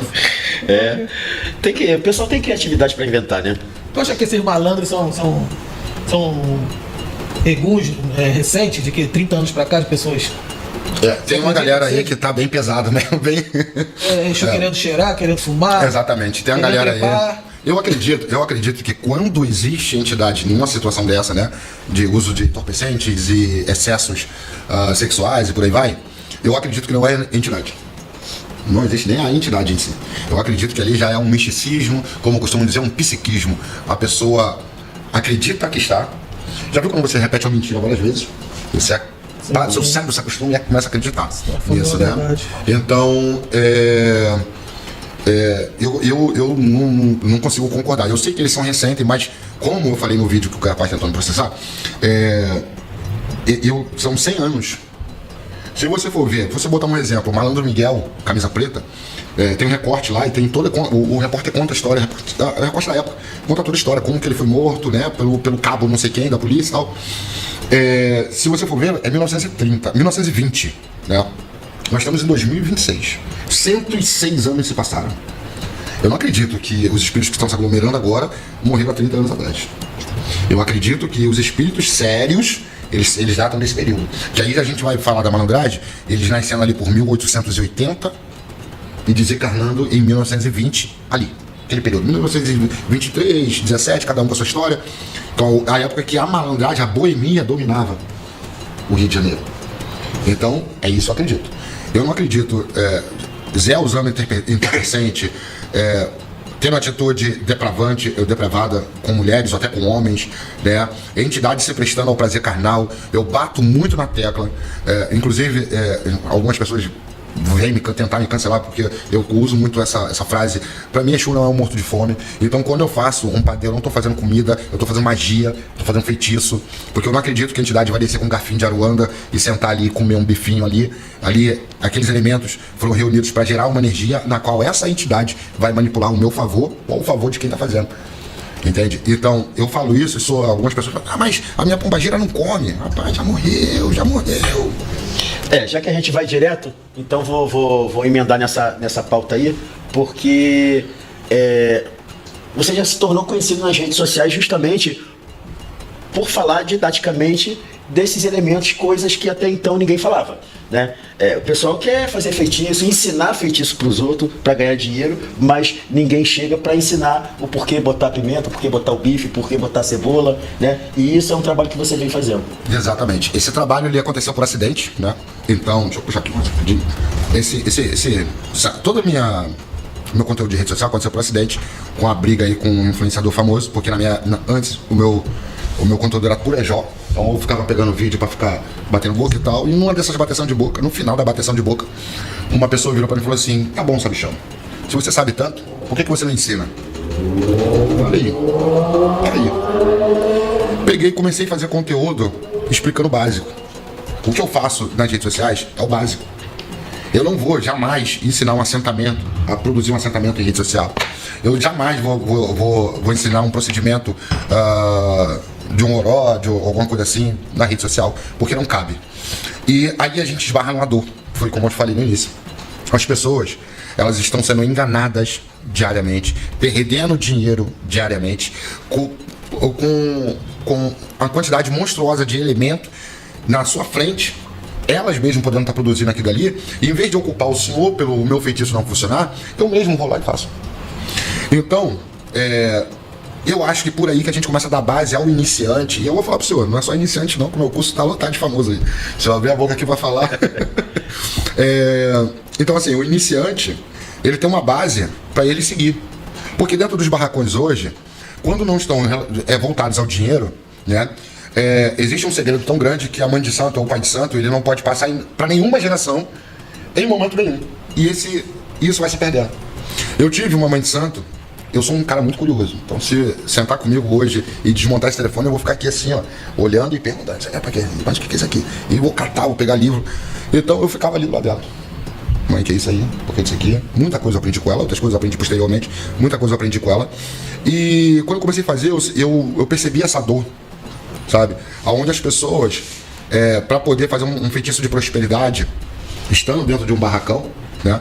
Para poder produzir um feitiço de prosperidade, tem que pagar R$1.000 a fulano, sem ter dinheiro, pegando empréstimo, se ferrando inteiro. Então assim, também eu não vou ensinar a estar produzindo um feitiço, porque um feitiço não é só eu pegar uma água e misturar com a outra e jogar num canto e acabou. Existem rezas a serem feitas ali, existe todo um fundamento. O que eu ensino é o elemento. Se a pessoa frequenta Quimbanda, ela vai em cima do taco dela de Quimbanda e fala: meu pai, o senhor pode me falar sobre a laranja? Ah, meu filho, isso aqui eu tô mais então. Eu descobri que a laranja é um fruto solar relacionado à luminosidade, à prosperidade. Se eu fizer um trabalho para mim, que eu estou muito ferrado na vida, se eu fizer um trabalho com mel ou com os elementos que eu tiver em casa, assim, o senhor me ajuda a fazer a ativação desse. É esse o intuito. Não é ensinar as pessoas a produzir o feitiço em si, porque é uma responsabilidade. Afinal de contas, o feitiço é uma bomba. E essa bomba ela pode estourar na sua cara a qualquer momento. A grande realidade é essa. Então não é para ensinar as pessoas a fazer feitiço, mas para alertar ela que a hora que ela entrar num barracão de santo, que o pai de santo estiver arriando um padê, tem pessoas que deram 15, 20 padê e o pai de santo não me explicou o que é no padê. Só tem que dar o padê, não é só pôr uma gira aí. E a hora que estiver arriando o padê, ela olhar os elementos e falar: opa, aquilo ali é para aquilo ali é para aquilo outro, tudo mais e tal. E eu pego pessoas presenciais, não é só da internet não. Eu tenho uma filha de santo minha, que há um tempo atrás, ela veio para mim e falou assim: pai, noiva, tá? Noiva, pensando em se casar, ela veio para mim e falou assim: pai, tô pensando em fazer um padê. Eu falei: é mesmo, minha filha? Ela tô com algumas questões aí em relação ao meu trabalho, não sei o que, tudo mais e tal, quero fazer um padê. Então tá bom, filha, quais são os elementos que você, o que você teve ideia, o que você intuiu, o que o seu Exu falou? Não, pai, eu vou fazer o seguinte, eu vou botar uma farinha de milho, mel, morango, maçã, não sei o que. Para, filha. Os elementos que você me falou agora aqui, você está atraindo amor para sua vida. Você está noiva. Você vai atrair olhares, para quê? Para gerar um ciúme, para terminar esse noivado? Você quer terminar isso? Não, não é isso, não quero prosperidade, você não faça isso. Vamos fazer então assim. Tá aí. Tudo resolvido, tudo bem. Então assim, esse é o intuito, fazer as pessoas entenderem o porquê daquelas coisas existirem dentro da nossa religião. Entendeu? Interessante, né? Muitos estão tentando até hoje. O caminho, eu acho que quando chegar no êxito, eu acabar com o candomblé. Porque eu não acredito não, entendeu? Eu acho que, como a gente, não sei se estava com vocês, todo mundo hoje em dia é mãe de santo, todo mundo tem cargo para ser mãe de santo, para ser pai de santo. E pela minha experiência, eu já vi pessoa botar um copo d'água aqui nessa mesa dar certo, a outra pessoa fazer a mesma coisa e não dá certo. Sim. Então, por mais que eu explique que tem que botar um copo d'água em cima da mesa, não quer dizer que vai dar certo. É isso. É o que eu falo. Eu ensinar sobre a descrição energética de um elemento não vai garantir a efetividade do feitiço. Sim. Até porque existem várias estradas a se percorrer até chegar no feitiço. Oráculo é importantíssimo, tá? E quando a gente vai falar de oráculo, a gente vai falar de Exu e Pombagira. Ah, pai, não tem onde jogar um oráculo, não confio em ninguém, bota seu Exu em terra. Bota seu Exu em terra, vê o que ele quer. Deixa o seu Exu falar. Você não tem conhecimento, mas ele tem. Eu já fui tão massacrado por falar isso. Sabe? Oráculo, fundamento, ou seja, base fundamentada, né? Então assim, se eu não sei, o seu Pinga-Fogo, o meu Exu, ele fala o seguinte: se você não sabe de onde você veio, você nunca vai saber para onde você vai. Então não adianta eu tentar produzir um feitiço sem base religiosa. Quando eu digo base religiosa, eu não estou falando só de Umbanda, Quimbanda e Candomblé, porque feitiço não vem dessas religiões apenas. No Egito já tinha feitiço. Então, base religiosa, você precisa ter uma base religiosa. Uma pessoa que frequenta a religião de Wicca, né, ela tem uma base religiosa, ela vai fazer os feitiços conforme a fundamentação da base dela. Então, não adianta, é onde eu falo: ah, eu sou do culto livre, eu quero fazer feitiço. Mas espera aí, você é do culto livre da onde? Porque na minha época, culto livre, eu tenho muito santo do culto livre. O que acontece? E aí eu explico, o que é o culto livre da minha época? A pessoa ficou 15 anos dentro do santo, ela aprendeu tudo que ela tinha para aprender, ela não quer mais se decepcionar com casa nenhuma. Eu vou levar para dentro da minha casa e vou cuidar eu mesmo. Eu tenho 15 anos de santo, eu sei fazer. Tô falando de Umbanda, tá? Candomblé é outra coisa. Eu sei fazer. Isso era o culto livre da minha época. O culto livre de hoje, acordei num domingo de manhã, sonhei com 2 passarinhos caindo de cabeça para baixo, acho que foi um Exu. Opa, sou pai de santo de Quimbanda. de culto livre. Então, assim, o culto livre de hoje, ele precisa ser muito bem baseado, vamos colocar assim. Uma pessoa de culto livre ela precisa ser muito bem baseada, ela precisa ter instrução. Não é que a pessoa é proibida de ter um culto livre, porque quando a gente for falar lá atrás dos calunduns, tudo bem que existia uma base religiosa, mas ainda assim eles faziam as coisas dele. Então, beleza. O cara quer inventar lá, quer seguir a tradição dele sozinho, cada um, se ele vai se ferrar, se ele não vai, o problema é dele. Agora, se eu sou do culto livre hoje, e eu não tenho base nenhuma, eu não tenho conhecimento nenhum. Estou comprando apostila de internet. Estou vendo vídeo de influenciador. Você não vai se tornar um magista. Você precisa ter uma base religiosa. Por isso que o rapazinho aí do podcast do Exu fundamentou a religião, o culto livre dele, na base de quimbanda. Porque para ele produzir magia, ele precisa ter uma direção. Foi igual ele falou, não é botar um copo com água aqui e acabou, tá tudo ótimo. Você precisa ter uma direção, você precisa ter um fundamento. Ele bota aqui e reza em Yorubá, eu boto aqui e rezo o Pai Nosso, e de repente os resultados serão o mesmo ou diferente. Então você precisa ter uma base para seguir. Sem base, nem as religiões atuais sem base vão para frente, quanto mais sozinho. Perfeito. Isso acontece até no candomblé, né? A gente já ouviu aí pessoas que... Você vou até usar que é culto livre de candomblé. Não tô mais com ninguém, eu já sei como, sabe? Mas ninguém vai lá bater palma. Você tá entendendo? E o pior é que depois que dá ruim lá, baseado em que foi feito lá? Em nada. Nada. Em nada. Não, e as pessoas às vezes, porque tem aqueles que nem idade suficiente tem, mas tem aqueles que realmente adquiriram idade. Mas adquiriram idade como? 10 anos? Mas durante esses 10 anos... Você ia lá de 2 em 2 meses. Não, é por isso, é sobre o que ele tá falando. A base para qualquer, por chamar de religião, meu amigo, me diga com quem você andas que eu direi quem tu és. Você pode ter 20 anos de visita, 50 anos de visita no seu terreiro. As pessoas querem comparar o candomblé com uma faculdade, por exemplo, né? Que uma faculdade você conclui com quantos anos? 6 anos? Dependendo da faculdade, dependendo da faculdade, 4 a 6. Mas indo à aula todo dia. Não é igual macumba. Aqui, macumba nenhuma você vai todo dia. Sai. Cara, eu ouvi, né, da minha família mesmo, carnal, você vai se cuidar com o Marcelo é filho do Thiago. Ó, vai lá no Marcelo, se der ruim, você vai lá no avô de santo dele, o Thiago. Entendeu? Então estava você tem uma justamente referência. conversando com a filha de Santo Minha sobre Agora, isso. culto livre vai aonde? No Serasa? Base familiar. Reclama do Procon. Base familiar. Hoje em dia, existe o pai de santo, que nasceu pai de santo, né? Hoje em dia sou pai de santo de berço. A Umbanda, dentro da Umbanda tá tendo muito isso. Já nasceu com todo conhecimento. Sou pai de santo de um berço. Aí tu chega pro cara e pergunta pra ele, meu velho, como é que a gente, na Umbanda, na Macumba Carioca, na Umbanda, a gente cruza o terreiro no início do culto, né, ali da religiosidade. Meu velho, então, já que o senhor é pai de santo de berço, cruza ali, como é que o senhor faz a reza aqui pra fazer o cruzamento do chão do terreiro aí pra gente iniciar? Não sei. Aí tu vai conversar com o cara vai dizer, mas o que é Exu? Tu fala, rapaz, mas tu não é pai de santo? Uhum. Hoje é o que mais tá tendo. Sim, porque é transferir vamos dizer assim, o glamour que as entidades tinham, que vinha, dava consulta sem lugar nenhum, como se fosse de religião nenhuma. A pessoa recebia em casa, na casa dele ali, cuidava da família dele, o Mogiro, o Exu, o Caboclo, o que for. E era super respeitado. Antigamente que só temia. Exu, Caboclo temia. Aí, eu já falo. Isso aí, pra mim, é o culto livre. Perfeito. O cara, ele recebeu em casa, ele tá cuidando da família dele. Se alguma coisa der errado, a responsabilidade é dele. Ele tá cuidando dele. E a entidade, filho. Agora, o culto livre de hoje tem barracão.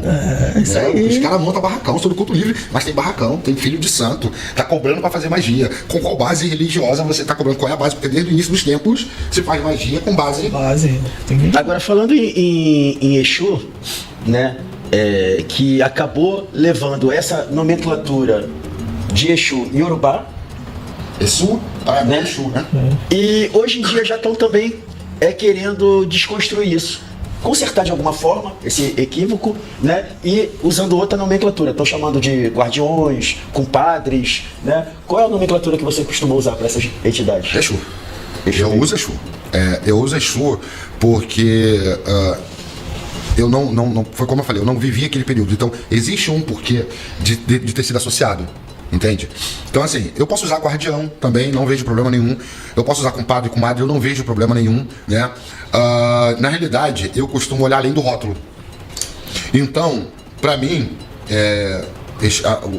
a forma de tratamento... O nome que der é o que menos importa. É o que menos importa, entendeu? Eu acredito que para eles também, você pode chamar de Exu, como você pode chamar de seu moço, como você pode chamar de pombagira, como você pode... Obviamente que você não vai chamar um Exu homem, né, masculino, de pombagira, mas assim, dentro do cabível, né, eles também não se importam. Agora, essa desconstrução toda, até um certo ponto é bom. Mas quando passa desse ponto, cara, fica uma coisa horrível, porque vai acabar surgindo uma outra coisa a partir dali. Já tá surgindo. Entendeu? Uma outra coisa a partir dali. Então, assim, eu, de coração, eu ensino meus filhos Exu, né? Assim como a Umbanda, ela faz muito disso, né? Assim como os orixás, são os Exus, né? O nome, a nomenclatura, e a gente olha além do título, né? Pra gente, além do título, tá ótimo. Agora, historicamente, isso realmente acontece, né? Foi como eu estava falando lá nesse podcast, o tratamento de Tata, que se torna um padre com madre, e depois se torna Exu, e agora está se tornando guardião, e só Deus sabe lá, né, como é que a gente vai parar. Agora, outra pergunta com relação a Exu, né? Que houve uma demonização dessas entidades, né? E, em contrapartida, o pessoal da Umbanda também quis justamente fazer ao contrário, tirar essa imagem, né, de que não tem nada a ver com o diabo, que isso aí é uma criação do catolicismo, do cristianismo, porém, na grande maioria dos pontos, tem tudo a ver. Não é um contrassenso? Sim, é um contrassenso, e existe alguns pontos aí que são interessantes, né, porque... eu vou colocar alguns deles, né? Esses pontos, eles foram feitos dessa forma, como forma de afronta. Como se estivesse afrontando. Eu sou o diabo, então eu sou o diabo. Você está dizendo que eu sou o diabo, então eu sou o diabo. E, além disso, né? Também tem a seguinte questão, né? Uma boa leva de ponto que a gente canta hoje, eles foram criados por alguém, né, que tinha essa visão. Sim. Né? Hoje em dia tem muito mais compositores do que naquela época, né? Sim. E se você for pegar os pontos antigos, velhos, vai ser poucos que você vai ver. Mas poucos vai trazer essa imagem do diabo ali agarrado ao Exu, né? Você pega um ponto que é um pouquinho mais velho, eu não sei de onde é, Tselgan, né? Sim. Você deve saber o diabo, velho, eu vou cortar seu chifre. É antigo esse ponto, não é isso? Então, assim, você pega esse ponto, diabo, velho, eu vou cortar seu chifre, vou dar pra Exu comer. Ou seja, Exu que tem duas cabeças, mas ele olha a sua banda com frente, você vai bolinha. Exatamente. Se você for ver esses pontos, eles... diabo, velho, eu vou cortar seu chifre, vou dar pra Exu comer. Eles desprendem Exu da imagem do diabo. Aí chega a galera nova, né? Trazendo esses pontos um pouco mais puxado, né, pro lado, mas como blasfêmia. Não, nós somos Exus, então nós somos diabo, então vai ser diabo mesmo, e nós vamos... Que não afastou, né, cara? E aí vem a questão de Zélio, né? Tem áudio do Zélio aí na internet falando que quem mexe com Exu é um passo para frente, dois para trás, algo assim que ele fala, né? Demonizando o Exu, né? Então a Umbanda em si, tem um Mirim, as tendas de Zélio, a Umbanda de Rubens Saraceni, que hoje em dia já aceita muito mais Exu do que há um tempo atrás, né? A Umbanda de Rubens Saraceni, eles tentam fazer um pouco dessa demonização, eles ajudaram nessa demonização, né? E aí vem as outras vertentes, como o Molocô, Umbanda Raiz, Macumba Carioca, tentando desfazer isso, né? Não que seja necessário, porque, de coração, quem não está na religião e quer entender, vai procurar entender. Quem não está na religião e só quer atacar nossa religião, que acredite naquilo que é sua própria mente criada. Entendeu? E é isso. Tá? Mas quem não é da religião, basta passar em qualquer loja de artigos religiosos, que a primeira coisa que vai ver na prateleira é a imagem lá com chifre. E aí é dito assim, no meu terreiro não tem secretismo religioso, mas a imagem do Exu com chifre tá lá. Cara, sobre essa demonização, eu sempre entendi que foi como alguém querendo aparecer. Por quê? É base, como a gente está falando atrás. Tudo tem que ter uma base. Quando Exu era o diabo, o Exu era respeitado. Quando Exu era o diabo, Exu trabalhava, como se diz. Você tá entendendo? Não tinha essa... Duvido que tu vai ver alguém de gracinha virando em frente a uma câmera de Exu, vai ficar aparecendo. Quando Exu era o diabo. Quando eles tinham medo, né? Exu era o diabo. Então, quando Exu era o diabo, existia cobrança. Se você receber Exu, você pense bem que tem que trabalhar. E aí? Quantas vezes a gente ouviu, se você entrar pra religião, pra sair depois vai ser horrível. Entendeu? Então, cara, é como o senhor falou. Se alguém de fora tá incomodado, que morra incomodado. Quem tem que saber é a gente que cultua. Entendeu? Exu não é o diabo? Não é. A gente nunca precisou de alguém da nossa própria religião botar uma faixa na rua, fazer uma caminhada pra me dizer que Exu não é o diabo, pô. Mas eu cresci cantando, diabo, diabo, onde está esse diabo? E ele chegava, Exu chegava. Se Exu se incomodasse com isso, ele não vinha. Ele não vinha, Exu tá nem aí pra isso. Quem tá aí, eu quero saber quem tá aí pra isso. Agora eu vou no nome guardião, compadre, comadre, eu já ouvi isso desde antigamente, antes de tentar tirar essa coisa de diabo. Mas assim, o Exu tem base. Fulano recebe Exu, a pessoa sempre vai recordar dos Exu de verdade. E guardião? Qual guardião tem história pra contar? Guardião hoje em dia é aquele Exu que não pode rosnar, que não pode. Parece até um garçom o príncipe. Um príncipe, né? Eu tenho inclusive um vídeo falando sobre isso, que hoje em dia. Os Exu que já não cai mais de joelho, que não trabalha com Ninguém é torto, ninguém recebe tortinho. É só lorde. Lordes imperiais. Eu tenho conteúdo falando sobre isso. Hoje em dia, a maioria dos Exus, ou é rei ou rainha ou lorde de algum lugar. Só que se você for ver dentro da história humana, primeiro, se não me engano, são 27 bilhões de pessoas que existiram nessa terra. Hoje acho que nós somos 6 ou 7 bi, mas foram 27 bilhões de pessoas que passaram por essa terra. Entre essas pessoas foram, acho que 3 ou 4 mil, 5 mil reis ou rainhas. Todos esses reis e rainhas foram cravados lá, tem escrituras falando sobre eles, porque afinal de contas foram realezas. Como é que entre 3, 4 mil reis ou rainhas, nós temos um Brasil inteiro de Exu que foi rei e rainha? Cadê o Joaquim da esquina que morreu com a facada no meio da encruzilhada, que hoje em dia ninguém quer mais receber? Todo mundo quer receber a Maria Padilha da Espanha. Sim, vai lá na Espanha atrás para querer provar que o que ela recebe era uma... Pelo amor de Deus, gente, não acredita no que recebe, não. Precisa autenticar, o quê? Graduar, eu tenho que ir num outro país para provar que era uma rainha. É verdade, é verdade. Já tinha essa piada, ninguém é filha da empregada, né? Ninguém tá falando. Quem é? Minha companheira é Maria Mulamba, que vivia na rua. Não, Maria Mulamba, aquela que foi lá, não sei de onde, do país tal, que eu já estudei, que eu já li, que eu... Meu irmão, esse nome, as pessoas... Verdade, quem é a Maria Mulamba da lixeira voltou, né? Ela estava desaparecida, passou uma época aí que não se ouvia falar, mas voltou com força. O nome é muito pesado. Agora, porque pelo nome as pessoas já achavam feio. É igual agora seu Pinga Fogo, né? Agora, depois que eu subi o perfil Thiago de Pinga Fogo, rapaz, todo dia tem 2, 3 me chamam, olha, sonhei com o meu Exu, eu acho que ele é um pinga-fogo, porque ele falou que era um pinga-fogo. E é um Exu que era do meu pai, ou seja, não é um Exu que nasceu comigo, ou esse nome não aconteceu aqui, é um Exu já antigo, que estava sumido, estava apagado. E você quase não vê, hoje em dia, Tranca-Rua, Marabô, Tiriri,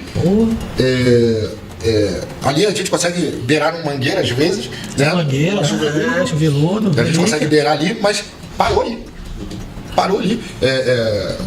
Eu tava falando com a minha esposa outro dia. Cadê a gente tem o Caveira, seu João Caveira, seu Tata Caveira. Cadê seus 7 caveiras? Cadê a Dona Maria Caveira? Hoje nós temos a Rosa Caveira. Mas cadê a Maria Caveira? Tinha. Existia, sumiu, acabou. A nova geração, né? A geração do sonho que... porque normalmente eram Exus que todos esses que você citou aí e eu cheguei a ver não eram aqueles Exus assim de ficar dançando muito, sabe? De dar muita pinta, era uma coisa mais carrancuda, mais de ficar no canto ali dando uma palavra. E é coisa que hoje em dia... Cara, é isso aí. Exu antigamente ele dava o nome dele, né? Eu conheci uma senhora que ela recebeu o Toco Preto, acho que é Toco Preto. Que bom. Aí ela, porra, Toco Preto, meu irmão, porque... Entendeu? Só que ele anda que nem malandro. Não vai ficar de sambaia, a camisinha listrada. Lá na sua vertente tem negócio de risca-ponto também? Quando chega a primeira vez, tem que dar nome e sobrenome. É assim que funciona? A primeira vez não. Passa ali por um período, né? Primeira vez? Não, se vir na primeira vez é o diabo que chegou. Passa ali por um período de aproximação entre o médium e a entidade. Após isso, porque nós temos a camarinha, né? Então a gente faz a camarinha. Antes da camarinha, esse Exu ele precisa estar com o ponto dele riscado completo, o nome dele, né? E tem que bater o nome com ponto, né? E contar a história. Então, assim, fui Duque de não sei de onde, eu não vai. Porque se for Duque, tem escrito em algum lugar, tem uma lápide desse cara em algum lugar, tem escrito em algum lugar que existiu o Duque. Tem que ter em algum cemitério uma lápide com o nome dele.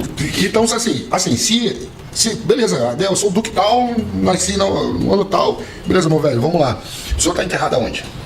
Eu sou um duque.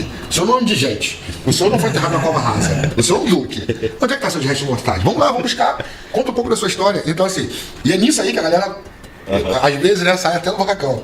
A galera que tá na marmota, tentando marmotar, porra, aqui o negócio é sabe, né? Aí, ó, sai fora. Então, eu acho necessário. Antigamente a gente tinha as provas de fogo, eu acho que era muito necessária. Hoje nós temos outros métodos de fazer isso acontecer. Não rola uma brasa, um caco de vidro, nada não? Então, dentro da minha vertente não rola mais. Não rola mais, até porque hoje em dia você pode ser preso por lesão corporal. Né? Hoje em dia a lei vai em cima de você, lesão corporal. Tu pega um cara marmotando, pegar igual meu Zé fez uma vez, virar a parte branca do olho e apagar o cigarro lá assim, ó. E ficar apagando o cigarro. E se isso aí é feito, dá uma lesão corporal. O pai desse é tão responsável. Sim. Não sei se você vai na porta no dia seguinte. Entendeu? Então, para evitar que os marmotas permaneçam nas marmotas, a gente utiliza ali de outros métodos para poder tentar descobrir ali, além da mediunidade, né? Obviamente que eu, como zelador de santo, a gente sabe ali quando tem um espírito, não precisa nem pedir prova. O espírito que Exu resolve a vida do seu médium. Pronto. Exu resolve a vida do médium. Tá dentro do barracão há 10 anos, a vida tá ferrada. O Exu prometendo, meu filho, você nunca incorporou o seu Exu. Deixa seu Exu vir. Agora, chegou dentro do barracão, tá ferrada, a vida começou, o Exu começou a falar, ó, pai, avisa minha menina para parar de andar por ali. Avisa minha menina que precisa fazer tal coisa. A vida do médico começou a levantar, a gente já começa, opa, esse Exu é bom, cara. Esse Exu tá resolvendo a vida do médico, tá aprumando o médico. Então, o primeiro ponto é aí. Aí depois a gente vai, né? Se as coisas não for acontecendo, a gente vai ali buscando a forma de. É difícil. É complicado. Se eu riscar ponto, você vai ter que fazer um filme para registrar isso, porque vai acabar. Mas já tem até. Existem livros, né? Já com esses pontos, já tudo bonitinho ali. Curso, né? Tem vídeo aula, tem que aí, se a pessoa quiser, aprende, né? Isso aí. O cavalo aprende, o Exu quando baixar já sabe. Só que aí vem o grande X da questão. Vamos lá. Eu consigo também aprender medicina via livro e alguns vídeos aí que podem acontecer na internet. Quando a gente for pra prática, na hora que ele riscar o ponto, que eu perguntar pra ele, vamos lá, meu velho, o senhor desencarnou em qual período? Vamos lá, meu velho, o senhor tá dizendo que o senhor é seu fulano. Existe algo palpável que a gente pode se basear nisso aí? Porque se não existir, esse ponto vai ser irrelevante. Porque isso aí o seu menino pode ter aprendido na internet. Trouxe algo palpável, algo que possa fazer seu pinga-fogo. São coisas que dentro da macumba a gente não pode ficar falando muito. Então eu vou falar um pouquinho superficial. O espírito que trabalha comigo como seu pinga-fogo morreu dentro do manicômio. Morreu doido. Ele fala isso toda vez que ele desce. Eu sou maluco, ele faz as coisas dele lá e tudo mais e tal. Morreu dentro do manicômio. Quando ele traz essa história, é buscado lá qual manicômio, qual cidade, por quê, pra quê. E aí, existiu mesmo esse manicômio nessa cidade? Qual o período histórico? Você quer ver uma coisa? Os manicômios têm um período histórico que eles começaram a existir. Então, não tem como o pinga-fogo descer e falar assim: eu vivi na Terra em 1300 e morri no manicômio. Mas os manicômios começaram a existir em 1700. Ou seja, esse espírito está batendo divergência no que ele está falando.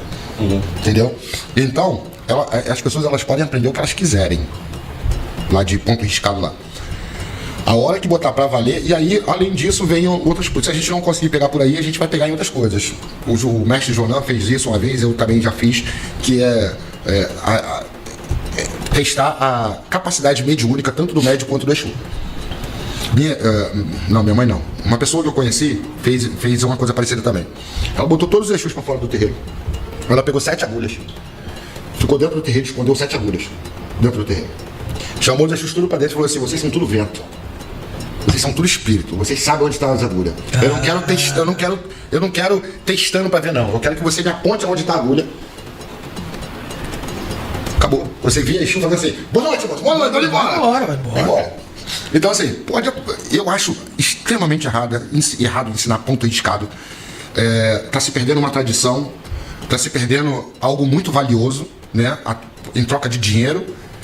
Mas, infelizmente, não tem mais o que fazer. Já existe. Já existe, né? Que é a identidade. Tudo vira apostila, né, Jorginho? Que a identidade do Exu é o ponto riscado. É lá onde vai ir. Que na verdade, né, sei lá, porque antigamente você fazia ferro para Exu, né? Depois veio essa parte de fazer ferro e tal. A tradição do ferro, ela começa um pouco depois, se não me engano, eu não lembro se foi pós-cabula ou anti-cabula. Porque o fundamento de assentamento, né, inclusive em ferro, que a gente acaba falando totem, né, um totem, ele vem de conhecimento África, né. Então, só que para Exu, isso aí vem acontecendo. Aí já foi introduzido o tridente. Aí compraram esse símbolo, né, do tridente. E, se eu não me engano, eu estou iniciando no IFA. Eu acho que dentro da África não é. Vocês que são de Candomblé, tridente é associado a Exu na África? Eu acho que não. Não. Então. Cara, porque o nosso Exu aqui no Brasil, querendo ou não, ele foi associado ao catiço. Até mesmo no candomblé você vê tridente, você... até há quem diga que existia... Sim, mas justamente dentro do candomblé que são assentados em ferro, porque não Sim, até onde eu sei, nem isso tem, né? É só a imagem. Na Umbanda Aí depois, ali entre Cabula e Macumba Carioca, vem essa tradição de ferro, né? De Cabula e Macumba Carioca. Dentro do candomblé Queto, né? É que a gente acaba achando estranheza, porque não é um hábito deles, até mesmo em relação ao catiço, né? Então, eu já ouvi isso, tá? Não, mas como que tem... Porque Exu é assentado no ferro no Queto. Assim, mas como assim? No Queto? A tradição de Queto fala de orixá. O assentamento em si, ele não vem da tradição de Queto. Não é algo da tradição de Queto, tá? Então essa questão do ferro, né, vem ali entre a Cabula e a Macumba, e aí Zélio vem tirando isso, Zélio tira Exu, aí Rubens Saraceni tira toda a fundamentação, aí quando chega Rubens Saraceni você não precisa mais ter absolutamente nada, é só a imagem do seu Exu comprado na lojinha ali, que você vai botar lá em cima da mesa, acender uma vela e pronto, acabou. E aí começa as marmotas, vem uma atrás da outra, e aí desanda tudo. Sabe o que a gente estava prestando atenção aqui? É que já se foi quase 2 horas de programa sem a gente ter dado um intervalo como é o de costume. A gente foi direto e mesmo assim a hora voou. O papo é muito bom. Porque, como a gente costuma dizer, né? A gente não faz um programa de entrevista, a gente faz um programa de bate-papo, né? E quando o bate-papo é gostoso, o assunto é interessante, aí vai que a gente nem sente. E muita informação para quem está nos assistindo, isso é o principal. Tenho certeza que ainda existe muita gente com dúvidas, que não sabe distinguir uma coisa da outra, acha que é tudo a mesma coisa, e não é tudo a mesma coisa. Exatamente. Cada elemento tem sua descrição, sempre foi assim, antes das macumbas existirem, né? O mel sempre foi passado no corpo do egípcio para ser mumificado, o sal grosso sempre foi utilizado na múmia para desidratar, o sal grosso foi utilizado como moeda e por aí vai. Cada elemento tem sua descrição. E eu não posso querer um resultado diferente a partir da geração da energia, porque foi como eu falei, a gente pode botar 2 corpos, são 2 elementos iguais. A fé dele vai direcionar uma coisa e a minha fé vai direcionar outra. Ou seja, elemento, fé, fundamento, base, isso produz algo. Agora, a junção das coisas só por juntar, vaziamente não. Então, trazendo isso para dentro da galera aí, para poder a galera começar a despertar um pouco. Me responde uma coisa, já vai fechar, né? Daí você canta pra Pinga Fogo, eu ainda não ouvi cantiga pra Pinga Fogo, vou ouvir hoje. Fazer uma curiosidade, o que o senhor entende? Se eu pedir pro senhor fazer algo bom pra uma pessoa, eu tô no seu terreiro, falo, tem esse fulano aqui que tá precisando, se eu faço algo por ele. O senhor faria aqui, acredita que vai dar certo lá pra pessoa? Não entendi. Se eu dizer pro senhor, minha tia, cara, tá lá no Nordeste, lá, tá doente, tem como tu fazer alguma coisa pra ela? Então, quando existe um trabalho à distância assim, que não é impossível de ser feito, principalmente a questão de doença eu não gosto de tratar à distância, tá? Então, quando é em doença assim, a gente costuma pedir um DNA. Então, se a tia tá no hospital lá, me manda um pedaço do cabelo, um pedaço da unha dela, que a gente consegue ver se a gente consegue fazer alguma coisa, né? Quando a gente vai falar de trabalhos à distância, né, a gente tem que levar em consideração o fundamento básico da coisa. Então, assim, não adianta ele me dar o nome dele, a data de nascimento dele, e eu aqui em Nova York falar, olha, vou resolver a sua vida. Dependendo da situação, a gente vai precisar ali de alguns elementos. Aí a gente vai buscar, né, até pouco tempo atrás, hoje quase não existe mais, eu acho que isso é da época dos senhores, aquele velho franguinho na porta do hospital, né, que era solto ali e tudo mais, o cara tava lá dentro e o cara tava aqui do lado de fora fazendo o trabalho. De uma certa forma, não tem corpo presente, né? Mas era uma forma de ajudar, né? Então, existe a necessidade de algumas coisas para poder esse trabalho funcionar. Não é eu tirar foto de uma... Isso acontece, está acontecendo muito. Eu tenho um book de foto de trabalho, você me contrata, eu não faço absolutamente nada e te envio a foto da quantidade de trabalho de foto. Você não acredita que amarração e queimação não tem como? Sem presença, sem nada da pessoa? Não, essas coisas têm que estar presentes. Tem que estar presente? Sem presença, você acredita que não faz efeito? Não, a queimação... Online tá fazendo? Não, queimação... Não mesmo, está presente. A queimação, a gente consegue a partir de DNA. E dependendo do tipo, tá? Dependendo da coisa que vai ser feita. Agora, esses trabalhos têm muito mais efetividade com o corpo presente, com a pessoa aqui, tá? Quando a gente vai falar de queimação, a gente não literalmente vai falar de levar uma pessoa, nem sempre é para levar uma pessoa para cova, tá? Às vezes ali tem coisas, eu geralmente não trabalho muito em relação de queimação, eu não faço, como vem me procurar, amarração amorosa, eu definitivamente não faço, tá? Até porque eu acho que existem muitas camadas naquilo ali, tá? E eu segundo o meu Exu, Thiago, tá? Se você for pro meu Exu, pro seu pinga-fogo, ele provavelmente fala, vambora, vamos matar fulano. Entendeu? Mas eu, Thiago, não gosto de mexer. Não, é tudo bem, eu tô perguntando se o senhor acredita que existe, né? Tem como se fazer, dá pra fazer, ou não dá. Você acha assim, não acredito que dê certo. Suposição, uma abertura de caminho intencionada consegue. Eu consigo intencionar uma abertura de caminho. Energias voltadas mais ao positivo, a gente consegue fazer intencionado, né? Agora, energias mais voltadas, como suposição, relacionadas à saúde, é muito complicado de se fazer à distância. Vamos lá.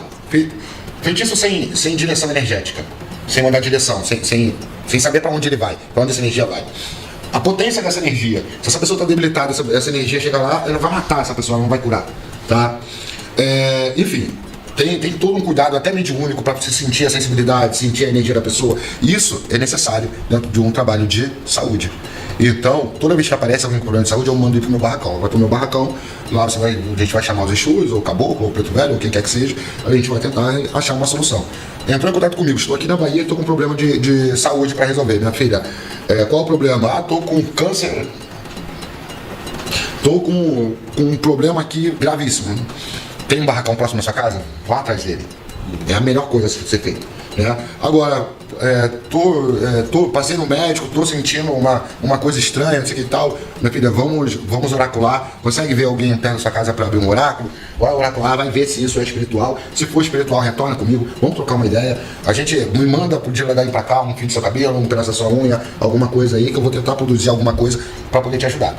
Fora isso, meu filho, não tem como. Você não é adepto a esse tipo de trabalho à distância, né? Porque envolve isso tudo, envolve online, envolve essas coisas todas. Porque na realidade o corpo não está presente. Não importa com que forma você vai se comunicar com a pessoa. Sim, pode ser por telefone. Porque, pelo menos jogo de búzios, você sabe, muita gente sabe que muita gente já deixa o candomblé atende por telefone. Hoje ainda tem chamada de vídeo, antigamente nem isso tinha. Você nem sabe se realmente quem estava falando que estava atrás do telefone. Que era verdadeiramente a pessoa. Eu posso ligar e falar, sou eu, Thiago, joga pra mim quanto Hoje ainda tem a chamada de vídeo. Hoje ainda tem a chamada de vídeo. Antigamente eu tinha que acreditar numa voz. Então, o jogo que eu e minha esposa ela joga também, a gente geralmente costuma jogar baralho. Então esse tipo de jogo a gente consegue fazer à distância. O jogo de búzios eu acho muito complicado. Requer a energia pessoal da pessoa ali, né? Eu sei que algumas pessoas fazem e eu não discrimino. Cada um com seu cada um. Eu, Thiago, eu prefiro muito mais sentir o calor e a energia dessa pessoa do que a distância. E sem contar que é o seguinte, né, cara? Hoje nós somos pessoas públicas. Nós não podemos ser hipócritas. Existe também o medo do cara que está do outro lado falar assim: vou pegar esse marmoteiro, vou filmar, vou gravar a tela e vou expor ele. Então, para não passar por isso, eu não quero que a minha particularidade, se tá certo, se não tá, se eu tô jogando certo, se não tá, não quero a minha particularidade sendo exposta. Então, o meu jogo é baralho, e esse jogo, eu e minha esposa, assim como outros oraculistas, a gente consegue fazer à distância.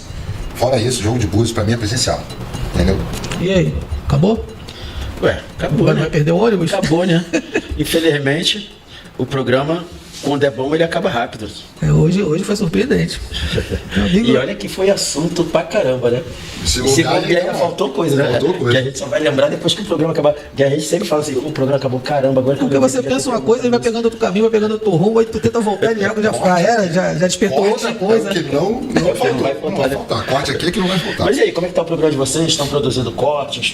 Estamos, tem bastante corte divulgando normalmente aonde? No Facebook, no Instagram? Então, eu divido um pouco esses cortes junto com o Lemur, então ele coloca ali no Instagram dele, ele coloca no... A gente faz essa divisão para não ficar... E assim, a gente acaba esbarrando na originalidade do produto. Então, as redes sociais tem muito disso. Então, se ele posta o mesmo produto que eu, uma hora ou outra, o algoritmo da rede social vai notificar ou ele ou eu por ser um produto não original, porque ele já tinha postado ou eu tinha postado. Então eu faço um pouco essa divisão, né? A gente vem fazendo alguns cortes Mas a rede social dele é mais TikTok, né? Mais TikTok, agora que ele tá aí, já ele tá falando aí.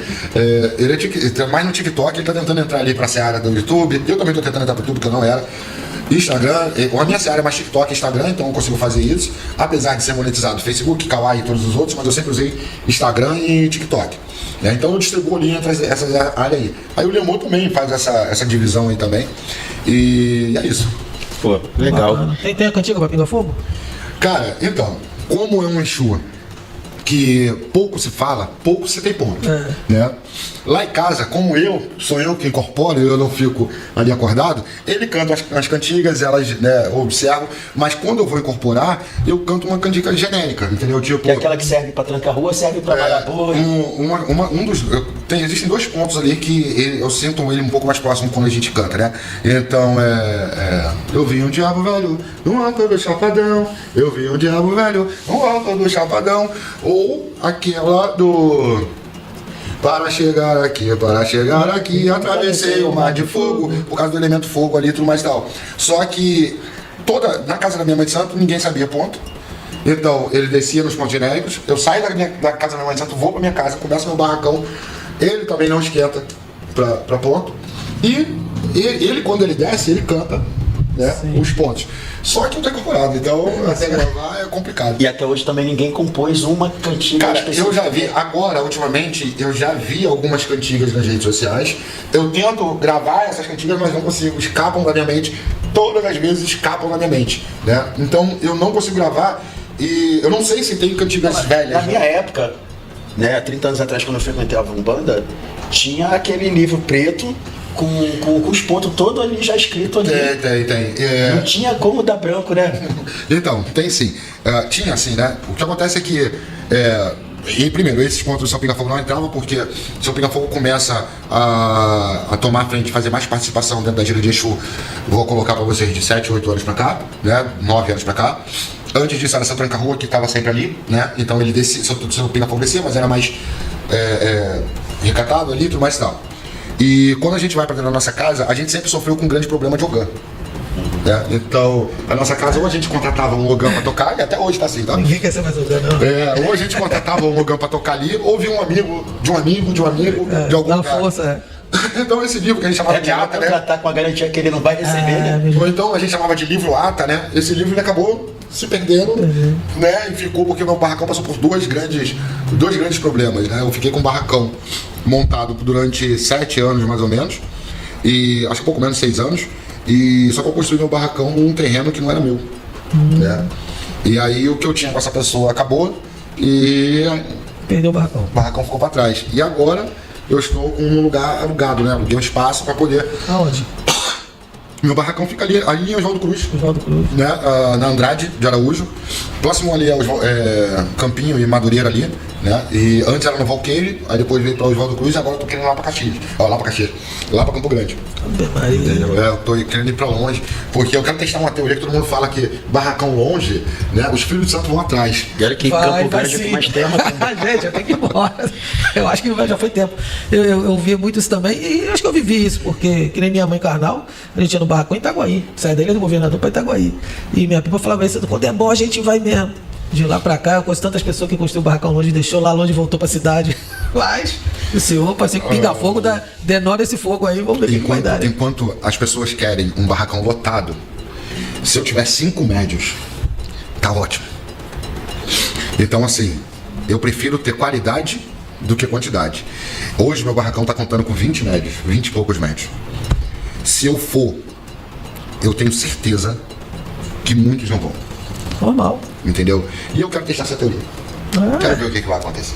Normal, é assim mesmo. Desde já quero agradecer aqui a sua presença e agradecer a todos que estão nos assistindo, né? E pedir aí que compartilhem aí o link para que mais pessoas possam mais tarde estar assistindo, porque a gente sabe que devido ao horário nem todo mundo assiste ao vivo, mas deixa para assistir o nosso programa mais tarde.